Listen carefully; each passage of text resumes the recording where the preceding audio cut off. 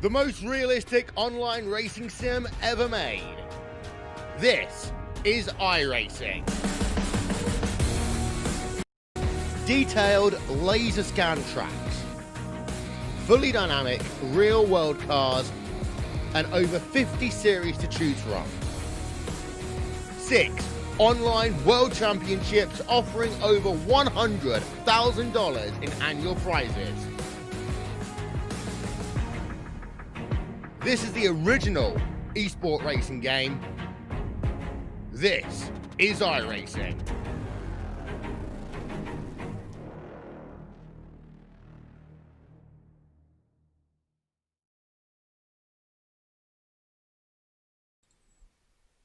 Well, it's been 7 months, 25 races, but tonight we come to the end of the Karts to Computers Racing Series here at Darlington Raceway. Hello, everybody. I am Marshall Crocker Jr., the thing I always forget to mention, but I am the host and commentator of the Karts to Computers Racing Series. And well, it's been quite the journey the last couple seasons. We've seen some ups and downs in our series. Certainly some less than stellar production choices from myself, but at the same time, it's been an absolutely great 2 seasons in terms of racing product. It's been so much fun to host, and well, tonight we see it come to an end, and well, what better track to do it at than, well, possibly the most difficult NASCAR oval in the entirety of the iRacing service here at Darlington Raceway. The track too tough to tame, as it is most notably called. But well, tonight we just we hope for the best broadcast possible to end off our series, of course. And well, we have got quite the championship battle heading into tonight's race. Unfortunately, none of the pre-race stuff was set up. I had a video put together, wasn't finished in time, so I will post that tomorrow, maybe make that the final thing posted on this channel, at least in its current iteration. But yeah, tonight at the end of our second season with school for myself, and I know a lot of commitments for other drivers, just going to get too busy. Unfortunately, it means that, well, we do need to end the series here, at least in its current iteration. But it's just been an absolute pleasure to host, and I'll do all my usual post-race formalities at the very end and thank everybody. But it's just been an absolute pleasure to host. So tonight, the fact that we come to a track that, at least personally, I think will be different than anything we've ever seen. As I think any race at a NASCAR oval would be for most of these guys. Actually, I'm going to put up the. I never do this, but we're actually going to put up the qualifying graphic in the background because tonight, probably more so than ever, well, qualifying is going to be super key. But I'll talk about that in a minute. You see now drivers putting in their lap times. Devin Crosby, the first driver to register a time there up top. But yeah, so tonight here at Darlington Speedway, we come in as the 14th round of our series. Of course, it was supposed to be 15 this year, but well, due to some unforeseen circumstances in terms of time, we had to cut it a little bit short. But well, I mean, you talk about one of the most difficult tracks in the entire iRacing service. You saw the very untraditional layout just a moment ago, but the shape of this track, the shape of the banking, it's very unconventional is the word that I feel best to describe it. And overall, it's something that I think is, at the beginning of the season, when it was picked at the end of the All-Star race, I was worried it would be something so niche that, well, some of our drivers who weren't so, adapted to NASCAR would struggle. But over the course of our series, we've seen guys that had probably never touched a certain racing discipline mature to the point where I think everybody will be competitive tonight. We've had some great NASCAR races that have gone caution-free this year. Everybody has shown a lot of pace. So all I can ask for tonight is that we have a clean race, and hopefully that'll be the case. As the 3 championship drivers there, Mr. Andrew Bedrosian, who we sit on board with right now, and Michael Krobach, as well as Logan Paxa, who I'll go to in a moment. But, well, yeah, when I was worried that maybe we'd see a little bit of domination from the NASCAR guys like Michael and Andrew, man, everybody has just picked up the pace here, and it feels like every track we go to, the field gets closer and closer. So as you see Andrew finishing off his qualifying efforts there, we're going to go to Michael Krobach, who's got 5 race wins this season, 3 of them coming at ovals. A bit of the NASCAR oval master himself, but well, he'll put in his first lap here as he gets ready to go and try to get his, I believe, 6th pole of the season. But, I mean, generally speaking, you talk about the point standings, 9 points separating our top 3 drivers there, Bedrosian, Krobach, and Paxa. I'll put up the points graphic in just a moment once everybody's run their lap times. But, well, it's become very clear these last couple of races that just because the championship contenders are the ones fighting for points and fighting for the second ever championship in our series and the final one at the end of the day, we've had some unconventional and non-championship or non-playoff driver winners in the last couple of races. I mean, you talk about Max Preston at last race when we went to 2 races ago when we went to Laguna Seca, and then the race before that at Charlotte Roval when Justin Lillick picked up his first win of the series. So unfortunately, both drivers busy. Neither will be able to make it into tonight's festivities. But you talk about it, it's not a foregone conclusion that the championship drivers are going to win whatsoever. And yeah, tonight's just one of those races that I think it's anybody's ball game, though the top three drivers of Bedrosian, Krobach, and Paxa have probably shown the most pace of anybody in practice. But look at how close the lap times are here. Devin Crosby running a great lap, only a 10th off of Andrew Bedrosian, your current pole sitter. Michael will come around the line for the final time, try to beat that lap time there. Will he? He will not. Just barely off of Mr. Bedrosian's time at 27.734, so came very close. But it looks like Andrew, one of the most passionate guys in our entire series, in the very final race where it matters most, he's going to do what he can to pick up the pole. So, well, we'll wait for Rich and Josh to finish their final 2 laps. Unfortunately, we only have 9 drivers in tonight's race, but, I feel like that if there were 9 guys that we're going to handpick as the most clean, the most iconic to our series, and that have been here the longest, at least in the last little while, it would be these gentlemen. So, I feel it fairly fitting that these are the guys that we have the honor of, or at least I have the honor of calling in tonight's race. But well, with all that being said, we can now finish up your championship points going into tonight. Unfortunately, again, we don't have a ton of pre-race that I've got put together. So, well, final race, I kind of just want to, let's focus on the racing. We got to crown a champion here. So we will wait for the championship, the qualifying times there at the bottom to run through. So we will know exactly who your pole sitter is for tonight's race. But coming into tonight, the final round, you see just how close the points are at the top of the standings. Michael Krobach coming in after a win last week there at Daytona. Huge race for him, coming away with 1,062 points. So he did everything he had to do. That was a very clutch race on his behalf. And well, now he comes in with a 3-point lead on Andrew Bedrosian, who also had a fantastic race. I mean, the 22 car has just been kind of captain consistency, as a title I gave to another driver last season. But, he just doesn't seem to have poor performances. And I mean, tonight, I think it's kind of a different mindset there for Bedrosian. I mean, normally you're just looking for a clean race. Tonight, he's got to look for pace because the 2 guys surrounding him, that sandwiching him in the standings, are absolutely going to be fighting and gunning for it tonight. And I mean, Michael with a lot more experience on the ovals, but I mean, don't count out Logan Paxa. He ran a really quick. I think he was fastest in pre-practice as well. So he's got the drive tonight. I know he just wants to win this thing. So. Speaking of Logan Paxa with 1,053 points there, not even 10 points off Michael Krobach for the top spot. So I'll keep you guys updated throughout the race. I'll have the championship points in the background just to update myself on where guys sit. But I think reliably, whoever wins the race should be the control car when it comes to points around the field, because I think once you know who's won the race, I should be pretty confident in saying who comes second. So I would think if Logan Paxa were to win tonight's race and Michael Krobach came any worse than second, depending on bonus points, I think Logan would take the championship pretty easily. Andrew as well, but Andrew would probably need to finish second and get some bonus points in order to do so. But as for Michael, if he wins, it's over. Is basically it. If he wins tonight, he's clinched the championship.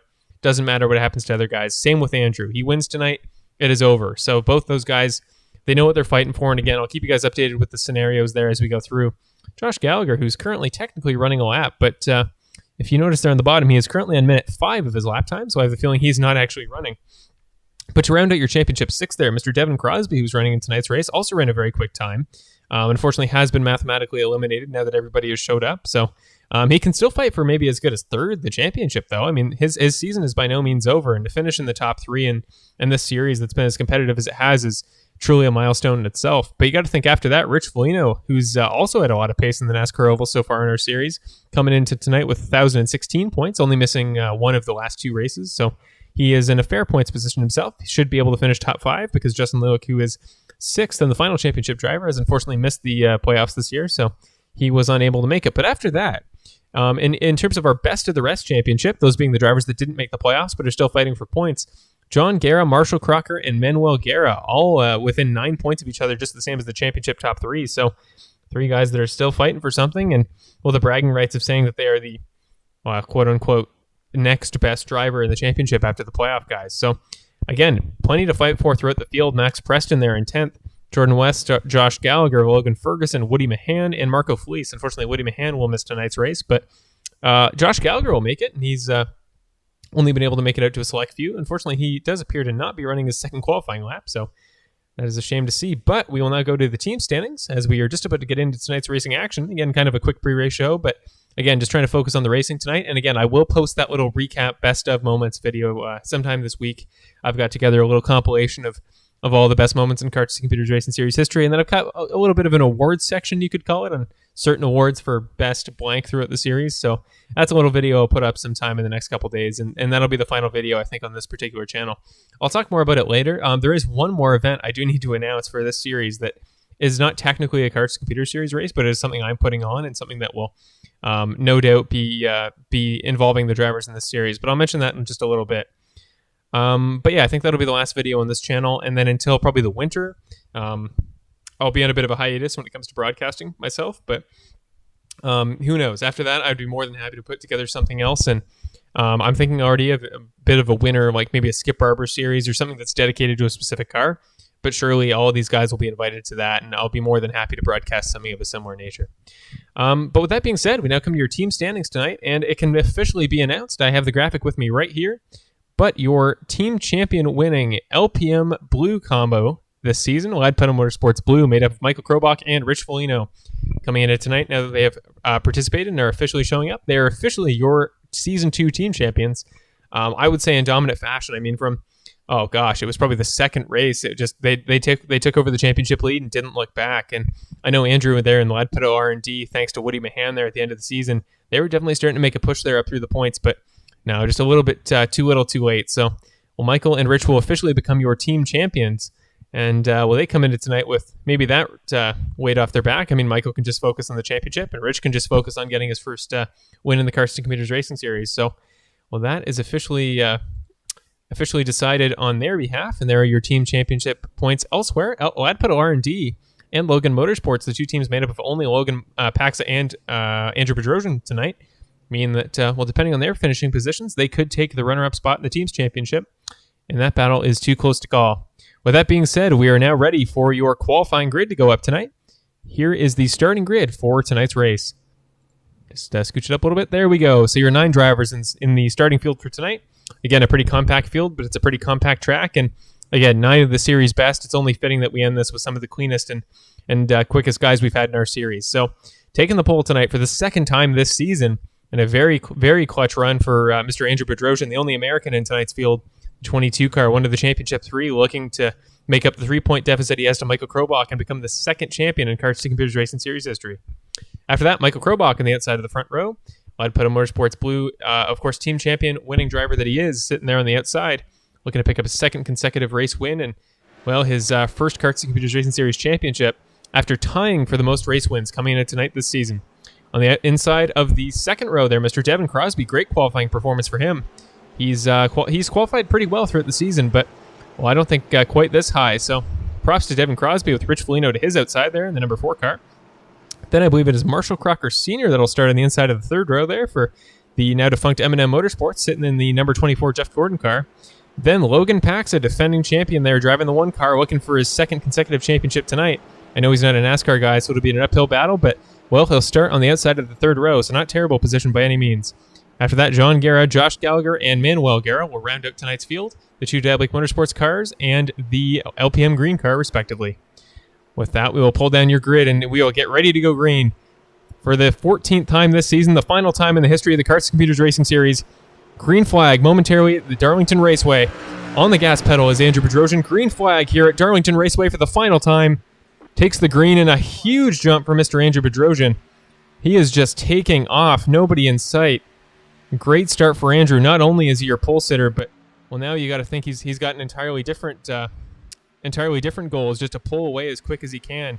I know I haven't really talked about it much, but you think about the draft here in the NASCAR Cup Series, absolutely huge and absolutely vital. And the quicker he can get away, the less he has to worry about that coming into play. He is pulling away, making up some great progress, but behind a little bit in the field, Michael Krobach slots into second. Logan Paxa already all the way up to third. He is just flying through the field.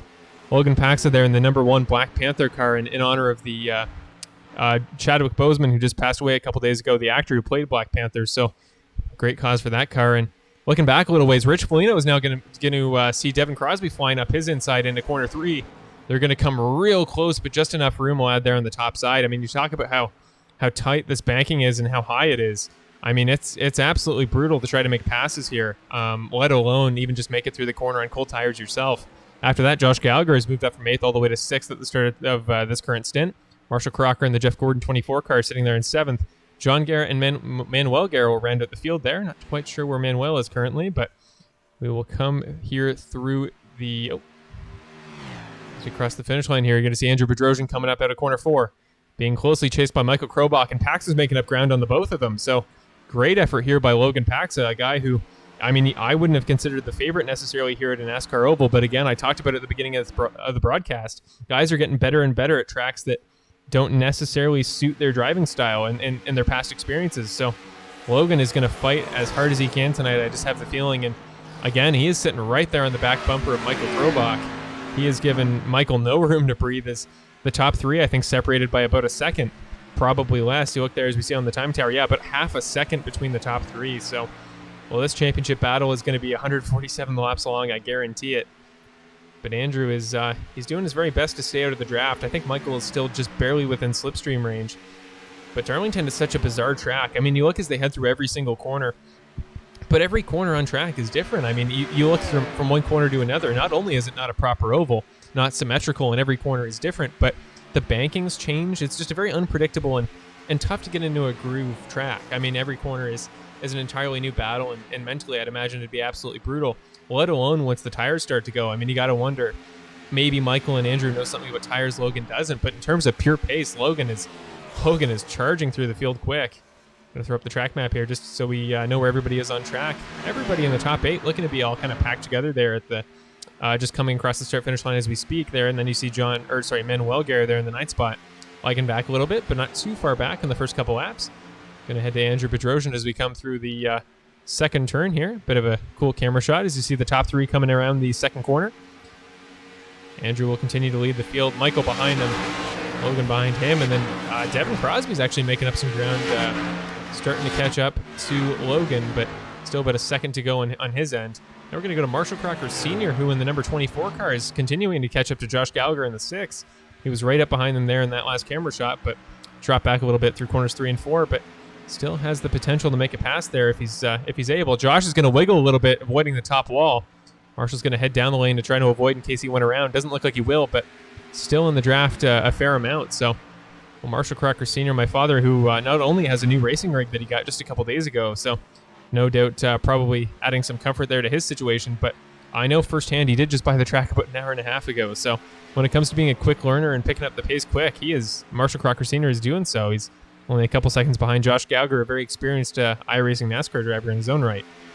Looking elsewhere through the field, though, Andrew Bedrosian still not giving up any ground to Krobach behind him. In fact, Krobach is actually starting to pull away from Logan Paxa a little bit. We'll head to the gearbox here and see the exact view out from behind Michael Krobach's car. But, I mean, really, you got to wonder, what's the strategy for these guys at the beginning of the race as we come to lap 10 of 147? This is a long one, and with cautions being relatively rare when it comes to this series, especially as it pertains to NASCAR ovals. I mean, you got to think that if it's something you're banking on for a strategy call, I don't like the chances you're going to get one. So I think tonight's just going to come down to pure pace. Pit in and out laps are going to be huge, but Logan Paxa made up a little bit of ground that last 1 or 2 laps by, so maybe we'll throw up the lap tracker in just a couple laps. But Devin Crosby's actually sticking with them as well. I think he was maybe about 1.7 seconds back a couple laps ago. He's only dropped down to 1.9. So, well, tonight in this final race, everybody is bringing their best selves, and Michael's dropping back from Andrew a little bit lap by lap, and that's allowing Logan Paxa to reel him in. And tonight, the start of this race reminds me a lot of Pocono earlier in the season. I mean, Andrew Bedrosian getting the pole, Krobach behind him. Paxa actually wasn't here for that race. It was the only one this season he missed. So, but in that situation with the Pocono race, I mean, Andrew Bedrosian pulled away at the beginning. We went entirely cautionless, and he just never looked back. He seemed to dominate overall, and Michael just didn't quite have the pace to catch up to him, though he did run a very commanding and very impressive performance there, finishing second in his own right. So, I mean, if you're Michael, I'd at this point kind of be getting flashbacks to that race and going, okay, well, the last time this happened and the last time Andrew had such a dominating lead at the start of a race, and of course dominating is relative when it's 8/10, but I mean, Andrew showing pace at the start of a race, the last time it had precedent was a little bit worrying for Michael. So knowing that, as I'm sure he does, as being involved with the points as he is, knowing that Andrew winning this race would basically guarantee himself the championship, well, you got to think that's the last thing he wants to allow is for for Andrew to pull away and win this thing on his own. So, well, we're going to head into the chat very quickly. I didn't have it the last race, but I'm remembering to use it tonight. as we see the lap car there, Manuel Guerra on the inside, both Michael and Logan managed to avoid, but Logan making up a little bit of ground that time by. But what kind of rig? It's actually a Rick Motec kind of setup there, but he built it himself. He was given all the wood material and all the stuff like that to build it himself. So he's been working on that for about a month, and it's pretty cool. I would show it, but unfortunately, to put a picture on a broadcast takes way too long. So unfortunately, not quite a chance to do that tonight. But well, thank you everybody for your kind words in the comments. There's Logan making up even more ground into Michael. He might even make a pass this time into corner one. No, decides against it. But well, thank you everybody for your kind words. As I'm sure I'll mention at the end of the broadcast, it's been an absolute pleasure to host this series, and I know talking to the drivers in tonight's pre-race drivers meeting, it's been a lot of fun for them too. Logan is going to go straight around on the outside. So the one car defending champion, again, I talked about pre-race that just because he's not a traditionally NASCAR-focused driver, when he puts his mind to something and he puts in some track laps, I mean, he's one of the quickest drivers I've ever seen, and it was a pleasure to meet him about a week ago at the track we both mutually race at, because it's cool to have confirmation that somebody as quick as he is at every race does actually exist, and it's not some secret IndyCar relative of his that's running, because man, he's been dominant more and more as the series has gone on, which is kind of ironic considering he was your defending champion in this series. But well, to look at the track map, Andrew Bedrosian is just chugging away. I mean, the 22 car, he's only got one race win this season, but in a way it feels like quite a bit more than that. I mean, we can talk about his achievements this season all you want, but tying for the lead in top fives there with 11 this season, only 2 races finishing outside of the top 5. He makes mistakes on occasion, and he can be a little bit controversial in some moments, and he's had a couple incidents with a few guys, but man, when he just gets on the lad pedal and puts his mind to things and hits his marks, he is incredibly focused, and it's something that, well, tonight as you look there in the background, there is just nobody within his ballpark right now. So while a caution would change everything, but for the time being, I think the next opportunity to see anybody make any ground up on him is probably going to be under pit stops, and even then, Andrew doesn't seem to me like the kind of guy that's going to make a mistake on a pit stop. So, well, we'll head back to the second and third place battle between Logan Paxson and Michael Krobach. Logan was pulling away a little bit there, but Michael's right on his back bumper now. Michael narrowly avoiding the wall, kind of sliding up a little bit and having to dodge to avoid.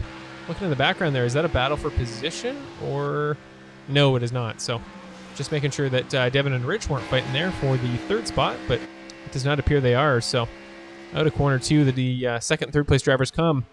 The Black Panther car and the blue HPP Simulations number 3 car of Michael Krobach. They actually kind of have a nice balance to them color-wise. So coming out of corner 4 for the 20th time, I should say.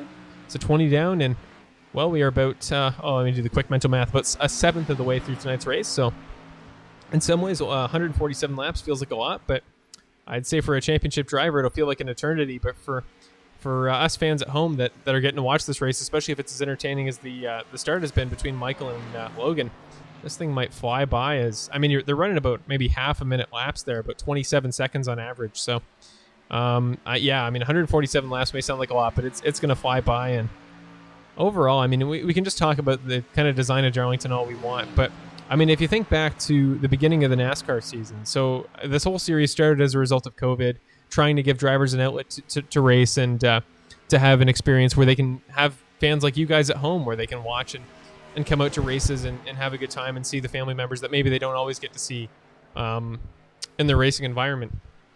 But this whole thing did start as a result of COVID, and we got to keep an eye on this battle in the background because Michael has not given up any ground to Logan lap after lap.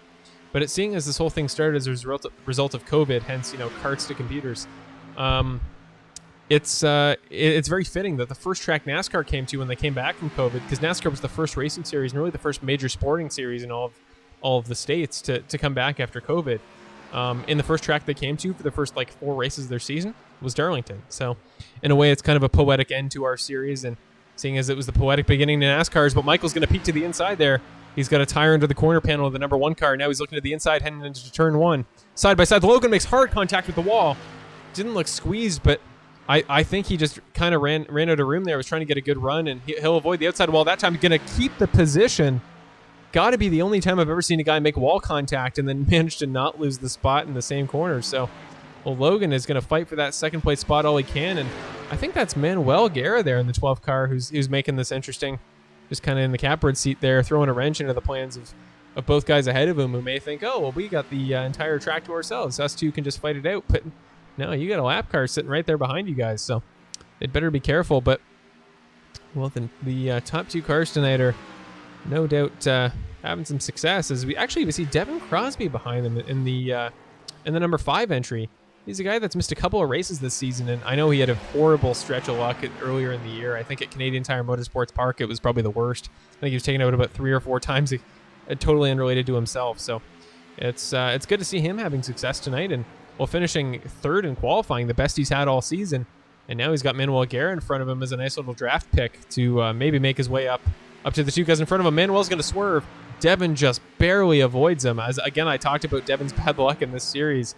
Almost reared its ugly head there, but maybe that's kind of a sign that, okay, well, if Devin can get the luck he needs, he's got the talent on the ovals to make up for it, and maybe looking for his first win in Karts Computers Racing Series history, because he's a guy that, well, throughout the entire series, I've thought was probably the guy that deserved the win most of anybody that hadn't had one. So I think he's at 3 or 4 second places in series history. So, well, maybe if we can get a caution and bunch the field up a little bit, and maybe if Andrew can slow the heck down, then maybe we'll actually see that come to fruition and see Devin get a great finish tonight. But for the time being, I mentioned it there a moment ago, but Andrew Bedrosian is just gone. I mean, you talk about the gap there up top, sitting about 6.5 seconds ahead. Paxa and Krobach, the closest they've been all race. Krobach is going to make the pass in the background, just going to fly underneath Paxa.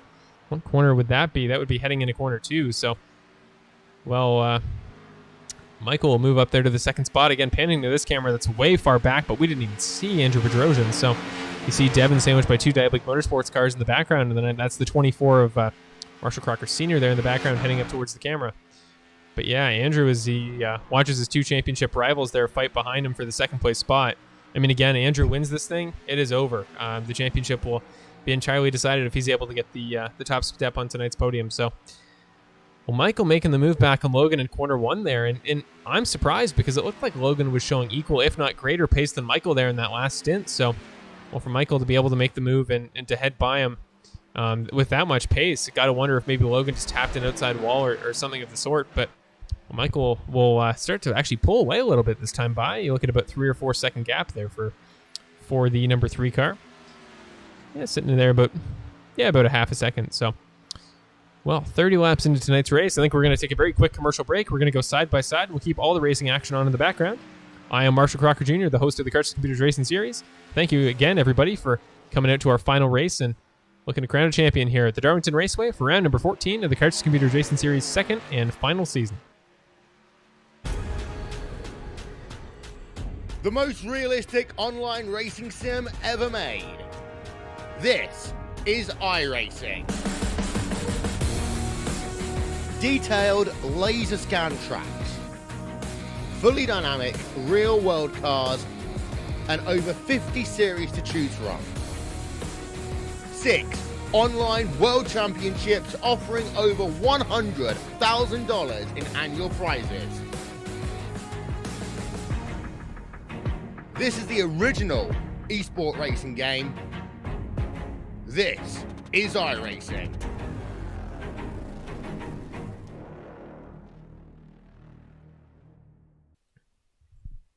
Well, a couple of laps have gone by here under the side-by-side, and really not much progress for either driver. Logan doesn't seem to be losing too much headway, and well, as you can see, Michael is still chugging along, not losing too much ground to Logan either. Gonna look somewhere else throughout the field just to check on maybe a driver that we haven't looked at too much yet. Maybe let's head to Rich Foligno, one of the guys that, well, he's been a long-time driver in our series. I think he made his debut at the beginning of last season, so one of the there since day one founders of the sport, or I guess founders of our series, you could say.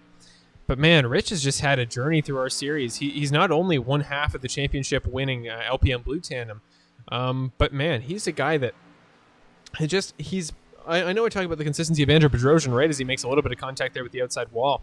But I know we've talked a lot about the consistency of Andrew Bedrosian in this series, but man, Rich Foligno just seems to finish in the top 5 all of the time, and it's super impressive, and no matter where we go, he shows a lot of pace. So being here for 2 seasons, one of the guys that he's qualified, I think he's finished on the podium maybe once or twice, but he's a guy that for a long time I've said was finally going to get a win in this series, and Really, I thought it was going to be at Daytona last week. I thought that was his chance after how well he did at Talladega to start the season. So, unfortunately, it doesn't look like that'll come to fruition, at least not at the pace he's currently showing. But, well, he's still in the lead lap. He's still putting in good laps. And, well, I think if we have a caution in maybe the next 10 laps or we see pit stop cycles start, Rich should be able to keep his lap for the time being. The Lucky Dog Pass is on, so always the potential that a driver could get that. But, yeah, for the time being, it's been a pleasure to have Rich in our series. And hits the outside wall again. You got to wonder if his tires are absolutely burning. I saw in the chat a moment ago, I think it was, who was it? It was David Paxton there saying how long before the right front blows. I would say probably momentarily there. I think that fuel, they should be okay until probably lap 45 and just a couple. Pit stop cycles will be coming soon. But for the time being, I think in terms of tires, that'll be the real thing that the drivers are going to be pushing because man, this thing just chews up tires all the heck. And I know we have really high bankings, but if you look at how tricky the entries and exits are, you're doing a ton of left-right seesawing there on the exits just to keep the thing off the wall. And overall, over time, that'll just absolutely wreck your rubber. So, well, guys are starting to see the downsides of that. And Rich he's handling it well, still remaining on the track, which at a track as tough as this one is an achievement in its own right. Keep an eye on Josh Gallagher, who appears to be okay. No visible damage to his car. And same with Devin Crosby, who's running very well. But even just there, you can see on his line. Maybe let's adjust the sound levels very quickly, and we'll do an onboard cockpit view of Devin Crosby's number 5 car. Get ahead on board. So we're going to see the hands moving there on the number 5 LPM green entry. But just look at the hand movement you got to do in these corners, especially on old tires. I'm just going to pull the track map down very quickly here for a moment. But yeah, you see all the work Crosby's doing there in the cockpit, coming out of turn number 4, I believe. But just to keep it off the wall, look at the left-right seesawing you got to do. And I'm wondering if he has a little bit of minor damage because his wheel looks very left-centered compared to usual. And I know in NASCARs, they are naturally, the steering wheel is naturally tipped to the left a little bit, but that does look a little bit intense. So you got to wonder if he's maybe got a little bit of a steering issue there. But avoiding the wall, he's actually staying pretty conservative compared to some of the guys I'm seeing. But let's go to Andrew Bedrosian, your race leader. It only fitting to check race lines with the guy currently leading the race. But look at his strategy in the corners. He's lifting a ton, just keeping the gas nice and reasonable, trying to stay conservative with his braking points. And well, when he finally coasts into the corner, he gets on the gas at a time that doesn't require him to use up a ton of tires. So he's doing it the way that I feel best long term. And not only is it going to work long term in terms of tire wear, but he is also leading this race by a commanding amount. So clearly it must have race pace that's working for him. And maybe we'll see one more corner and see if he does it. But no, he's actually running very solidly. Look at how close to the wall he's getting reliably, just keeping his right sides perfectly symmetrical to the wall there through the corner. So, well, Andrew is doing it perfectly. But let's look through at the field somewhere. Maybe go to Josh Gallagher, who I believe is making up ground on. Is that Logan Paxa in front of him? I believe it is. So actually, he might be. No, sorry, Michael passed Logan. I was going to say that he might be sandwiching in the 2 championship contenders, but he is not. So you see Logan in the background going way up to the wall. Josh is keeping it a lot lower. So maybe, you're going to see it right here. Had to do a big slide there just to keep it off the outside wall there in 2. But you talk about how much they're seesawing the wheel there. It's actually burning the tires. Like, look at that. Imagine how. Actually, that's a pretty low banking. It felt a lot taller. I think in corners 1 and 2, it's taller than 3 and 4. But yeah, the banking is at the perfect level to absolutely chew through tires. So, I think the guys that had the tire management skills going into tonight were going to show a lot of pace. And with Michael lap by lap starting to pull away bit by bit from Logan behind him as he is doing so, did Andrew, I think, just make a little bit of contact with the wall? Because, yeah, Krobach made up about a full second that last time by. So right as I was talking about how safe Andrew Bedrosian's line looked, maybe this is the time where his tires start to go. And, well, the longer you can go on tires, the better you are in terms of pit strategy. You can take, less time in the pits and hopefully try to stretch your stints out, maybe perform, I would say the overcut, but, being the race leader, you can't really cut over anybody. But yeah, talking about the tire management, Michael is making up ground lap by lap here. So we will pull up the lap times in a moment, as I think we were just about to go to a set of pit stops here. So got to throw this up very quickly. But so there's the lap times between the two of them. Michael running 2.25 seconds quicker on lap 41 and a 27-second lap. That is huge. So ran about 0.4 quicker that last time by on lap 42. I think he's just kind of stalled out this lap, but well, Andrew had the pace early, but man, as we come to about 100 laps to go here, tires are something he's got to keep in mind. And if he's burned out his rubber quicker than the two guys behind him have, well, this race that doesn't seem like a foregone conclusion necessarily, but certainly seems like it's in control of, or the 22 has it in control. I wouldn't say this thing is over if Michael and Logan keep running quick laps behind him. We're going to go into the chat very quickly and check on a couple of things. Very busy chat tonight, so thank you, everybody. I mean, I'll of course give you guys props there at the end and my kind of thank you section, but well, thank you to all of you guys who come in the chat every single race and make it fun to watch. And again, apologies the last race I wasn't able to make it in. It was a very packed one as it was a very exciting race. But let's just go through here. What did I...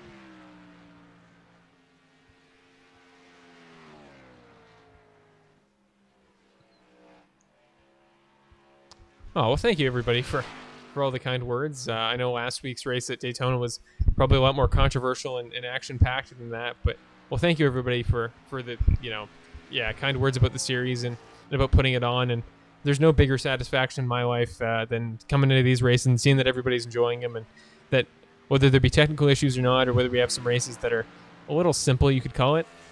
It's so nice to see that you guys are getting satisfaction out of them and having enjoyable Friday nights, just stopping by our series. And I know a lot of you guys there. I mean, you talk about Logan Pax's family. A lot of Andrew's supporters have been here for a long time, since the start of the series. So at the beginning, for a guy that wasn't really sure what he was doing, had never hosted a racing series before, let alone tried to broadcast it, I feel like I've matured a lot as a result of hosting this series every week. And you guys were a lot of the inspiration there at the start for me to keep going, and it made me happy to do it. But Andrew with another huge whack off the outside wall as I was speaking there, but that's going to give another second to Michael Krobach. You keep an eye there on the track map with Logan Pax actually about exactly even between Michael Krobach and Devin Crosby. Devin's making up some time here lap by lap.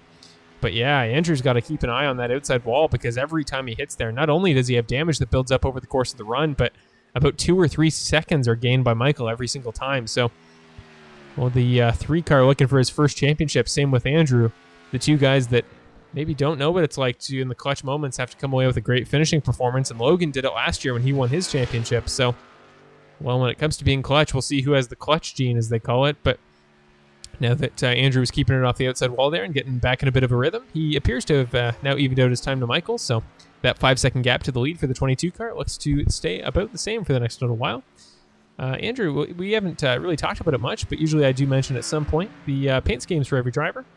The 22 car there running a very similar to Denny Hamlin livery there, and he's got a Kyle Busch picture there in his front hood, and he's got some doggies there in the back left. Certainly a personal favorite livery of mine as a result, because, doggies are, of course, the best. But in the background there, you see Michael Krobach running the HPP Simulations number 3 car. He's changed it up a little bit, added a lot more black late in the season. A nice color contrast, especially at some of the darker ovals, but unfortunately tonight we run this in the daytime. It's just a really nice classic livery for him. He's actually got the yellow playoff design there, and the same way NASCAR does for their races. And I know he's running another series, so we might have that naturally. Speaking of Mr. Michael Krobach, he will head into the pits this time by, keeping an eye on Andrew Bedrosian, who is also in. So Andrew's coming in there. Michael's coming in. Logan appears to be coming in, at least based on the track map. The number 4 car is slowing and heading in. So your top 3 drivers all heading into the pits now. Devin Crosby will inherit the lead there in the number 5 car. We'll see how many laps he can go before he also has to come in. But Andrew is going to pull into his box. You see a little bit of damage there on the front right tire. Just a little bit of bodywork damage. You got to wonder if that's going to affect his pace long term. But a very weird pit road here is you got to make like a little kink left there in the middle, right about where the finish line is. So he'll pull into his box. I think he pulled through a little bit too far, had to back up. I know it's certainly not going to allow Michael to make the pass. He was a little bit too far back, but that is going to matter considerably when it comes to the gap between the two guys coming back out. And keep an eye there on Logan Pax, also in the pits as we speak. So Andrew will pull out Michael about 2 seconds back. So Michael nowhere near as far back as he was as when we came into the pits this last time by. Now Logan will exit, I think, about 8 seconds back of Michael. So I'd say about a 10-second difference separating your top 3 minus Devin Crosby, who is still out on track. I think Devin just either narrowly avoided the outside wall or just made some contact with it. But, well, Devin's still running some good lap times here as he crosses the finish line for lap number 53. This is a very long fuel stint on his behalf, and he now leads the race by a full lap. So Devin's perfect world right now would be if a caution were to come out, but seeing as we're 53 laps in at one of the toughest tracks in iRacing, I have the feeling that everybody kind of has the gist of what they're doing, and we hopefully won't see any unless it's as a result of two cars getting together, which of course we should never hope for.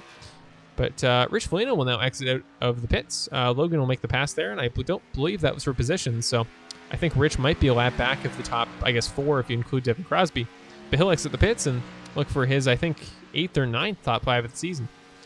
But now you head back up to Devin Crosby up front. Still has yet to pit, as I think every lead lap car and everybody in the top probably 8. I think one of the further back guys probably hasn't, but Josh Gallagher has now come into the pits as well in the number 6 car. Some considerable damage to the front of the 24 car, but Marshall Crocker Sr. will head in and hope to repair that damage and head back out, run some good lap times, maybe get some bonus points.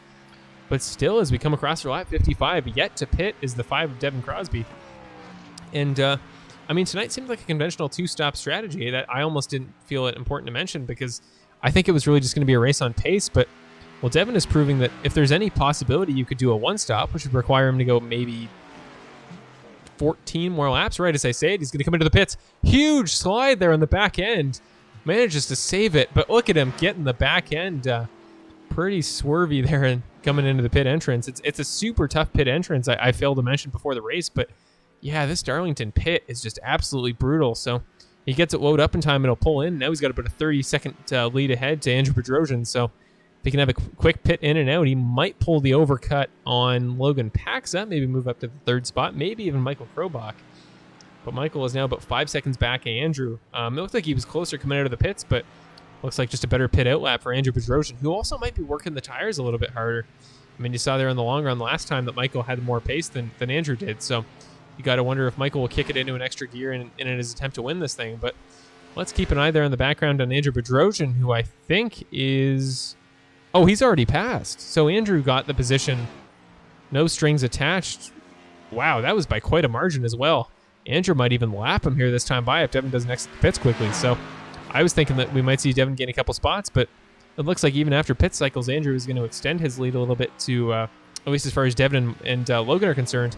But Michael made up about 2 seconds there since I mentioned his gap about a moment ago. So, well, the 22 and the 3, I think, are the 2 guys most likely to have a battle soon. But, I mean, you got to think, again, Logan is keeping a fair distance to the 2 guys ahead. He's not falling back too far. He's the dark purple number 3 there on the track map, so you can see relative to the 2 guys around him.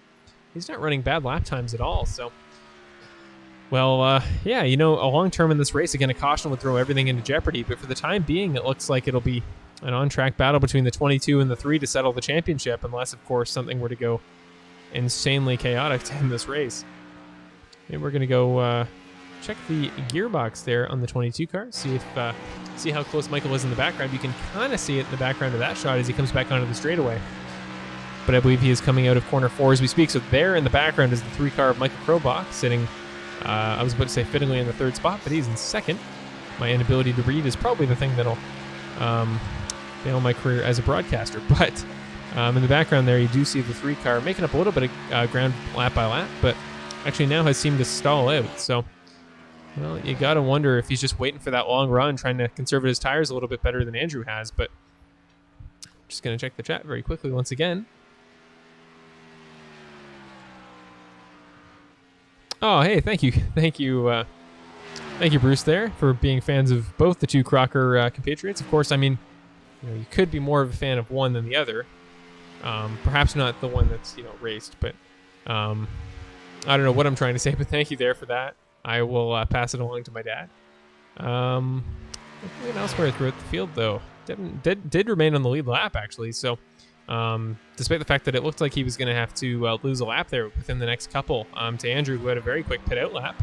Devin actually did manage to keep up the pace there in his out lap, so he will pull away just enough to be about a half a straightaway ahead, so should be enough to keep his spot for a couple laps. Michael Krobach not exactly falling back there to Andrew Bedrosian ahead.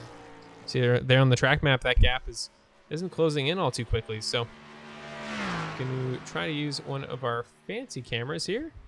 There, as you see Andrew Bedrosian crossing the finish line with Michael Krobach just behind him. Making up some decent ground, but again, he's just not in slipstream territory yet, so we'll have to wait a couple laps. But I think we're going to go to commercial for the 2nd time tonight.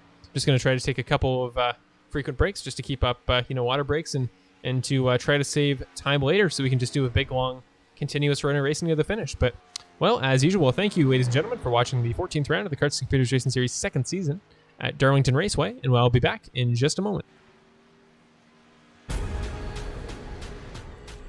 The most realistic online racing sim ever made.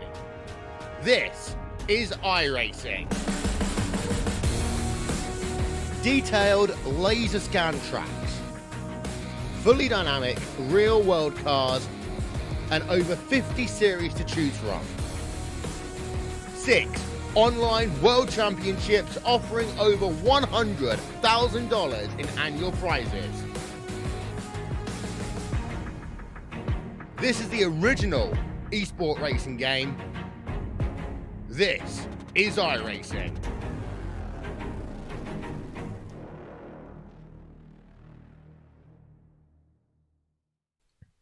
And we're back for round number 14 with the Karts Computers Racing Series second season here at Darlington Raceway.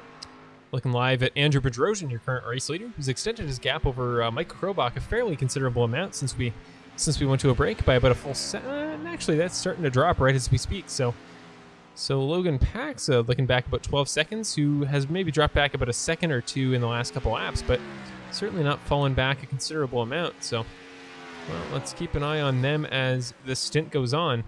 But it appears that both Manuel Guerra and Marshall Crocker have both bowed out of the race, as they sit about 27 and 28 laps down respectively. So looks like both will be out of this race, and that means we have 7 cars left on track, as you can see there on the track map. Once again, maybe we're going to look to a driver we haven't mentioned too much in tonight's race. Let's go to John Guerra there in the number 11 car.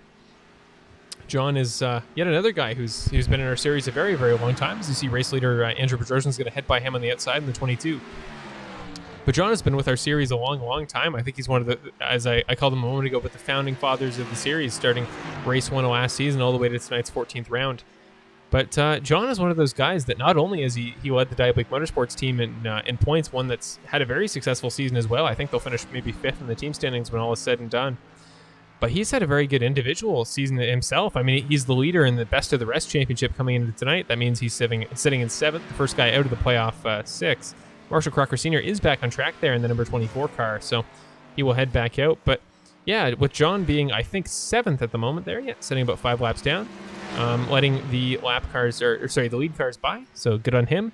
But John, man, he's just been one of the most sportsmanlike drivers in our series, and we actually get to see each other in real life quite often because he is a pit marshal at the track that I run at part-time. He also runs there in his own kart, but yeah, in the rookie series, when I come out, he's always there in the pits, and one of the best guys to talk to. I know he's very passionate about the series, and he's, again, one of those guys that's just a pleasure to have, the guys that take time out of their day to come out. They run sportsmanlike, and he's just been getting better and better this season, actually, as well. I mean, I think he had 2 top 5s at some point this season, and I don't believe he's missed a race, so I crowned Mr. Consistency just a couple laps ago there as being Andrew Bedrosian this season, but when it comes to Mr. Attendance, that is John Guerra, no doubt, there in the 11 car. So, well, it's been great to have him this season. And in terms of tonight's race, I mean, he's only 2 laps back of Josh Gallagher, the car sitting fittingly in 6th for the number 6 car.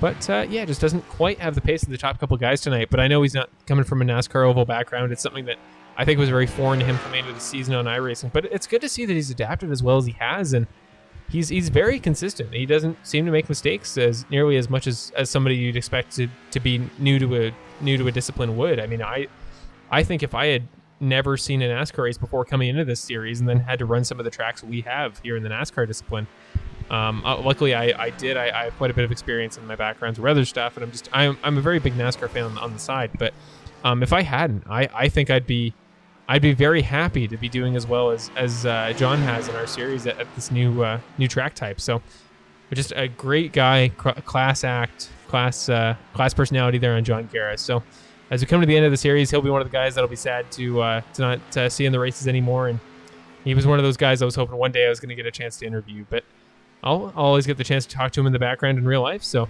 that's a pleasure. But yeah, thank you, John. If you watch this back, thank you to everybody. But thank you to John for the attendance you've had, for coming out and being one of the most exciting personalities and one of the best guys in our series. As well, shout out to the other Guerra, who I believe is sitting in the pits and is bowed out of tonight's festivities. He has indeed. So, unfortunately, Manuel Guerra is out of tonight's race. But Well, I do want to give a shout out to him as well, because as we've touched on a couple times throughout the season, Manuel actually gets up at like 2 in the morning from Portugal to run these races. Of course, with time zones, this is not his natural time to be racing at all. But well, he makes the time, and right as we come to about the halfway point here, lap 73 of 147, Andrew is on the backstretch, and we'll come across for the 74th time in just a moment. But yeah, Manuel gets about like 2 in the morning to run these races, and well, the fact that he has the attention and the lack of sleep deprivation to run that late and make it out to, I think, all of her races this season since he started. So, again, when it comes to attendance and good performances, thank you to Manuel, who's also been getting better and better throughout the season. He had some great road course performances there later in the year. So it's been a pleasure to have him, same as John. So shout out to the two Garys, the Team Diabolique Motorsports there. They've probably been the most consistently showing up team. They're the most put together unit, I would say, of any team in our series. So somebody coming into the pits that last time by, I think it is the 11 of John Guerra, quite fittingly, talked about him a moment ago. The 4 car of Rich Foligno will let the 22 of Bedrosian by as we're just past the halfway point in tonight's race. Let's maybe in a minute do a through the field just to check on where these 7 drivers left in the race are on track at the moment.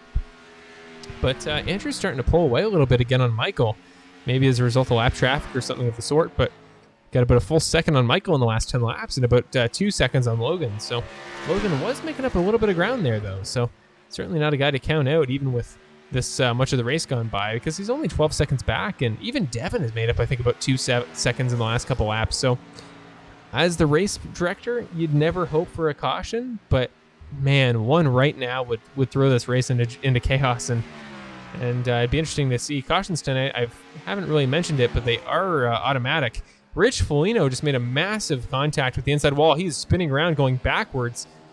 Does a spin to try to get the thing heading in the right direction again, but caution will come out. So Rich's crash, right as I mentioned that a caution would absolutely make this race exciting again.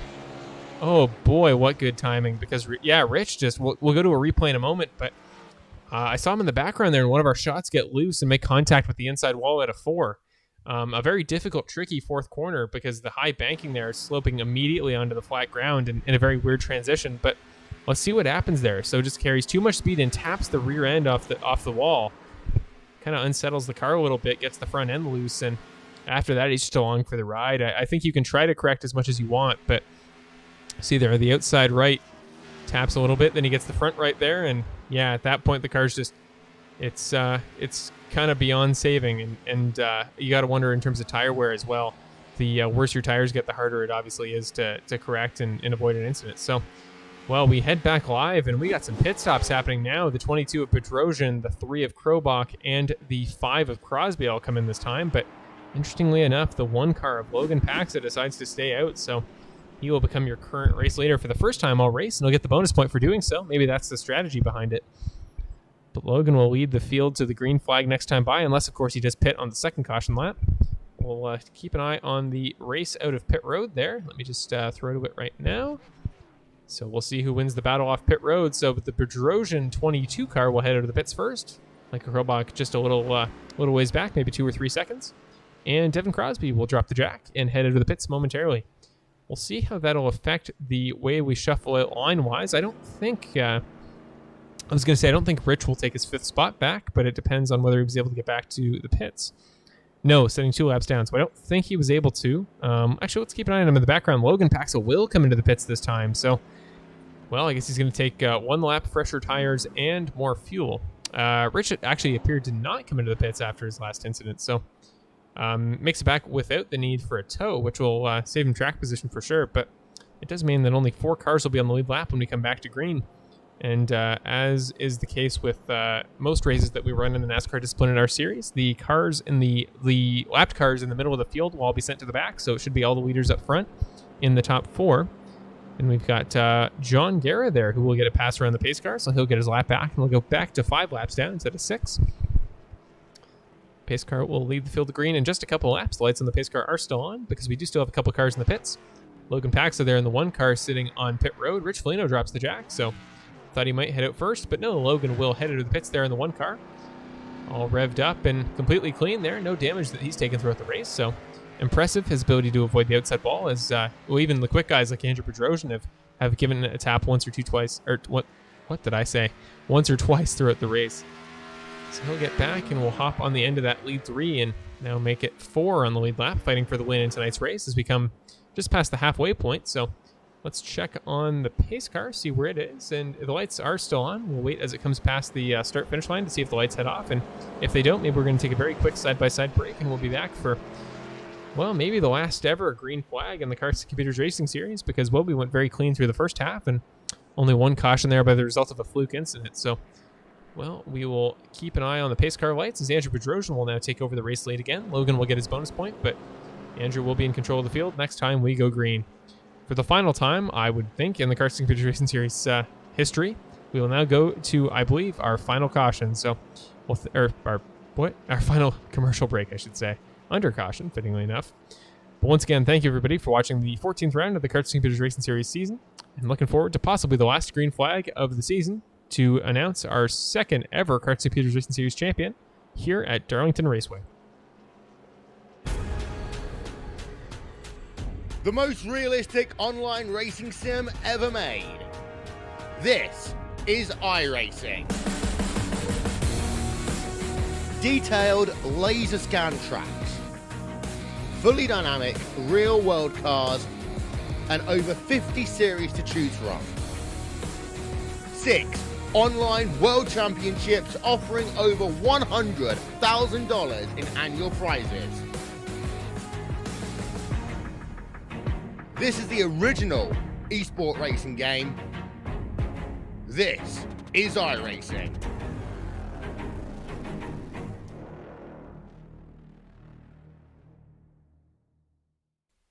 Well, just as I thought we could head to commercial while the action was over, looks like the action is not quite done here under this caution. Both the 22 and the 3 car will head down pit road once again.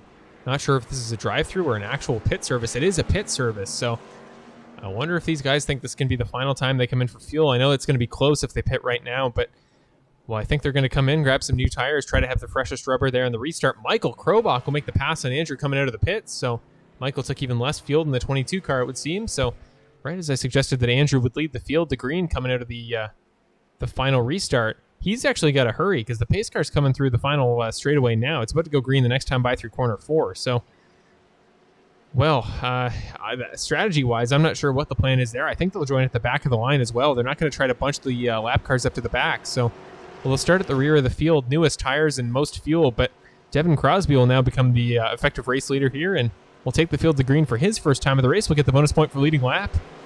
And for possibly the final time in the Karts Computers Racing Series, we get ready to go green here. Devin Crosby will lead the field to green in the number 5 car. Green flag indeed for the final time. Lap number 82. Devin coming through corner 1 here with Logan Paxa trailing close behind him, then Rich Foligno after that. This camera only worked for so long before I actually have to show it. There we go. So Devin Crosby there with the number 1 car right behind him. Logan with a great corner, I should say, making up plenty of progress. Michael and Andrew fighting behind. Josh Gallagher is going to dip to the low side, let the lead cars by. Where is Andrew Bedrosian going? Andrew's coming into the pits once again, so maybe he thinks this is the lap. He thinks this is the time he can come in for fuel to end the race, but man, pitting 3 times within 5 laps, one of which under green. Not sure what the plan is there for him, but with Devin in the 5 car, he's got a championship contender right behind him, and I talked about if we could just get the field bunched up, Logan, I think, would have the pace to make a move for the lead, and he appears to indeed. He's got the slipstream there coming into corner number 3. Going to head through 4. He's going to look to the high side a little bit. Almost gives a bump draft to the 5 in front of him. Now going to try the over-under. Goes underneath. Side by side go the 5 and the 1 up to corner number 1. Here we come. I think they are going to go side by side. Logan's going to dip to the low side, run himself out of banking. Almost makes contact with Crosby, but goes right around him on the inside. Logan Paxa, he won the championship last year, and again, I talked about it. This didn't seem like a conventional pick, at least if he were to choose for where to end off his season and look to get his 2nd championship in a row. But man, he is doing everything he can to make this work. And well, now he's going to start pulling away from Devin Crosby, a guy who's shown a lot of pace throughout this race. So ran the quickest time in practice. That should have been a good hint for me that he'd be quick. But well, the real question now becomes strategy. I know Michael Krobach is sitting there right behind Devin Crosby, and maybe he'll see if he can make a move for position here and try to get one less car between him and the guy he's fighting for a championship. But you got to think about strategy. I think Bedrosian going 2 laps down here, partially tells me that he may have had a rough pit in, pit out lap, because it's a long time to take under green. Usually guys only lose maybe about a lap and a half there coming through the pits. So got to wonder if maybe he made a pit mistake that'll put his championship in jeopardy. But, well, the choice to come in there for tires and fuel twice within a couple of laps, I would have thought he would just do the conventional strategy. The quickest guy in the first half of the race, I would have thought he would try to win it on pace, but maybe thought he could do something different. And, well, for the time being, he's now got an uphill battle to work through. Sitting there in 5th, you see on the track map, he's got 2 laps down on the guys ahead of him. So if he can go to the end, I think it'll help him certainly, but he's going to be on fumes to do even that. 60 laps to the finish. It's a bold move by Andrew Bedrosian. We'll see if it pays off, but for now, Devin Crosby and Michael Krobach, now that Logan Pax has sailed by, and will do his best to maybe lead the most laps in tonight's race. But the 5 and the 3 car are, well, they're good friends, and they've I know they've been close on iRacing for a long time. Both Lad Putta Motorsports affiliate drivers before the series even started, so they have a long history together, and I'd imagine certainly racing at NASCAR ovals. So, well, Michael just barely out of the slipstream, I think, on Devin Crosby. Doesn't quite look close enough to make up ground, but, well, as we come to, I think it'll be, quick mental math here, but 60 laps to go, so more than halfway through the race. Devin is losing Logan in front, but at what point do you start to focus on Krobach behind him? Actually, Logan lost about 2/10 there that last lap by to the 2 guys behind him, so that not Starbucks car, I've honestly never understood what his livery is, but I'm sure it's something too cool and hip for me to understand, certainly, as I just spend my time hosting racing series, not getting out in the real world. But going to tap the outside wall there is Mr. Devin Crosby there in the 5 car. That'll give Krobach the opportunity to make up some ground, and he'll get in the slipstream hard heading into corner 1. We come through the 2 toughest, I guess the 3 and 4 are tougher, but we come in through the very high bank number 1 and 2. Michael making up more and more ground as we come through each and every corner. Now on the back bumper there, Devin Crosby. About 2/10 separating those 2, and Logan is not pulling away. So Logan, in fact, losing time there through the straightaway that time. Now only 6/10 ahead of Crosby, who's but 2/10 ahead of Michael. One of the best battles we've seen in a NASCAR oval race in a long time between these top 3. And again, would have thought it would have involved Andrew Bedrosian, but that strategy call, it might play out in the long run, but we won't see him for a long time up there in the lead pack the way this race is going. So I talked about how a caution would make this whole thing way more interesting, and it certainly has. Crosby's going to make a little bit of contact with the outside wall, side by side into corner number 3. Michael will shoot it down the inside, so your championship top 3 now make up 2 of the top drivers there. And, well, Crosby is doing his best for a top 3 tonight, maybe even the win, getting his first in the series, but hits the outside wall. You got to think it wouldn't be on tires either, because he's only been on these maybe 10 or 15 laps. So I think Devin is just pushing for everything he's worth, but I mean, Michael is the Oval Master in our series for a reason. He's just got a ton of pace at every point throughout runs at ovals. And I know some guys, you talk about maybe Logan Paxa, who was running quicker on the beginning of that last stint, and Andrew, who was slowing down over the course of a long run.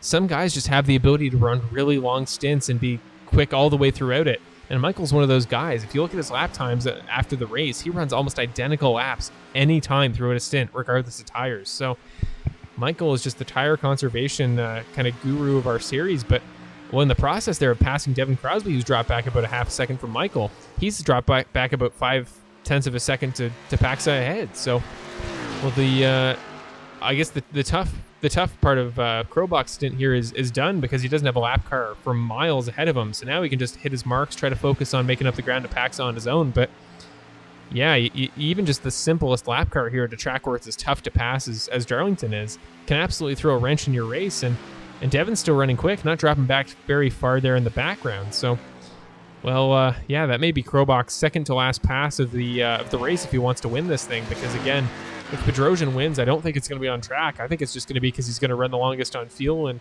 win it on fumes at the end. So we'll keep him in mind the entire race, but I can guarantee that Paxa, Krobach, Crosby, those kind of guys will all have to have one more pit stop throughout the course of the race. They can't go as long as they'd have to on fuel, especially with Bedrosian maybe having 3 or 4 extra. I think that may be a small amount, but that is probably the exact number that you'd need at this point to go as long as he's trying to. So I'm going to check the chat once again, keep an eye on the 3 car in the background. Maybe we'll again turn the sound down a little bit and do an in car here with Mr. Krobach. seeing what his hands are up to as he attempts to work the corners enough to make up ground on Michael Paxson. Logan Paxson ahead. I don't know if the Paxson family has a Michael in it, but I have the feeling he's not running tonight's race in Logan's place. Checking the pit penalty. No, that's what I thought as well, but when Krobach and Bedrosian came in, but it doesn't appear to be the case.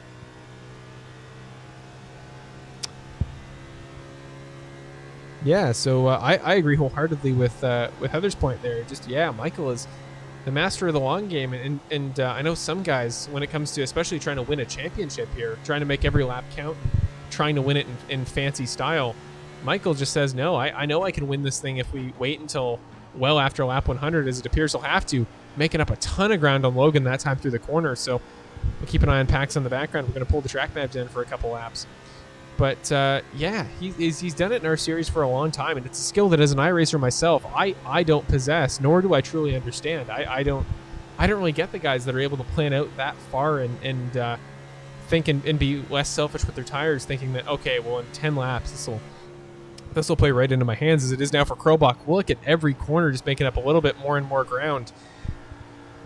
And again, even if in this position Logan were to beat Michael, he'd also have to get some bonus points to his name in order to win the championship. So Logan is, you got to think, going to defend this position for all he's worth here. As the final race in our series, he's the defending champion. He wears that number 1 on his livery for a reason.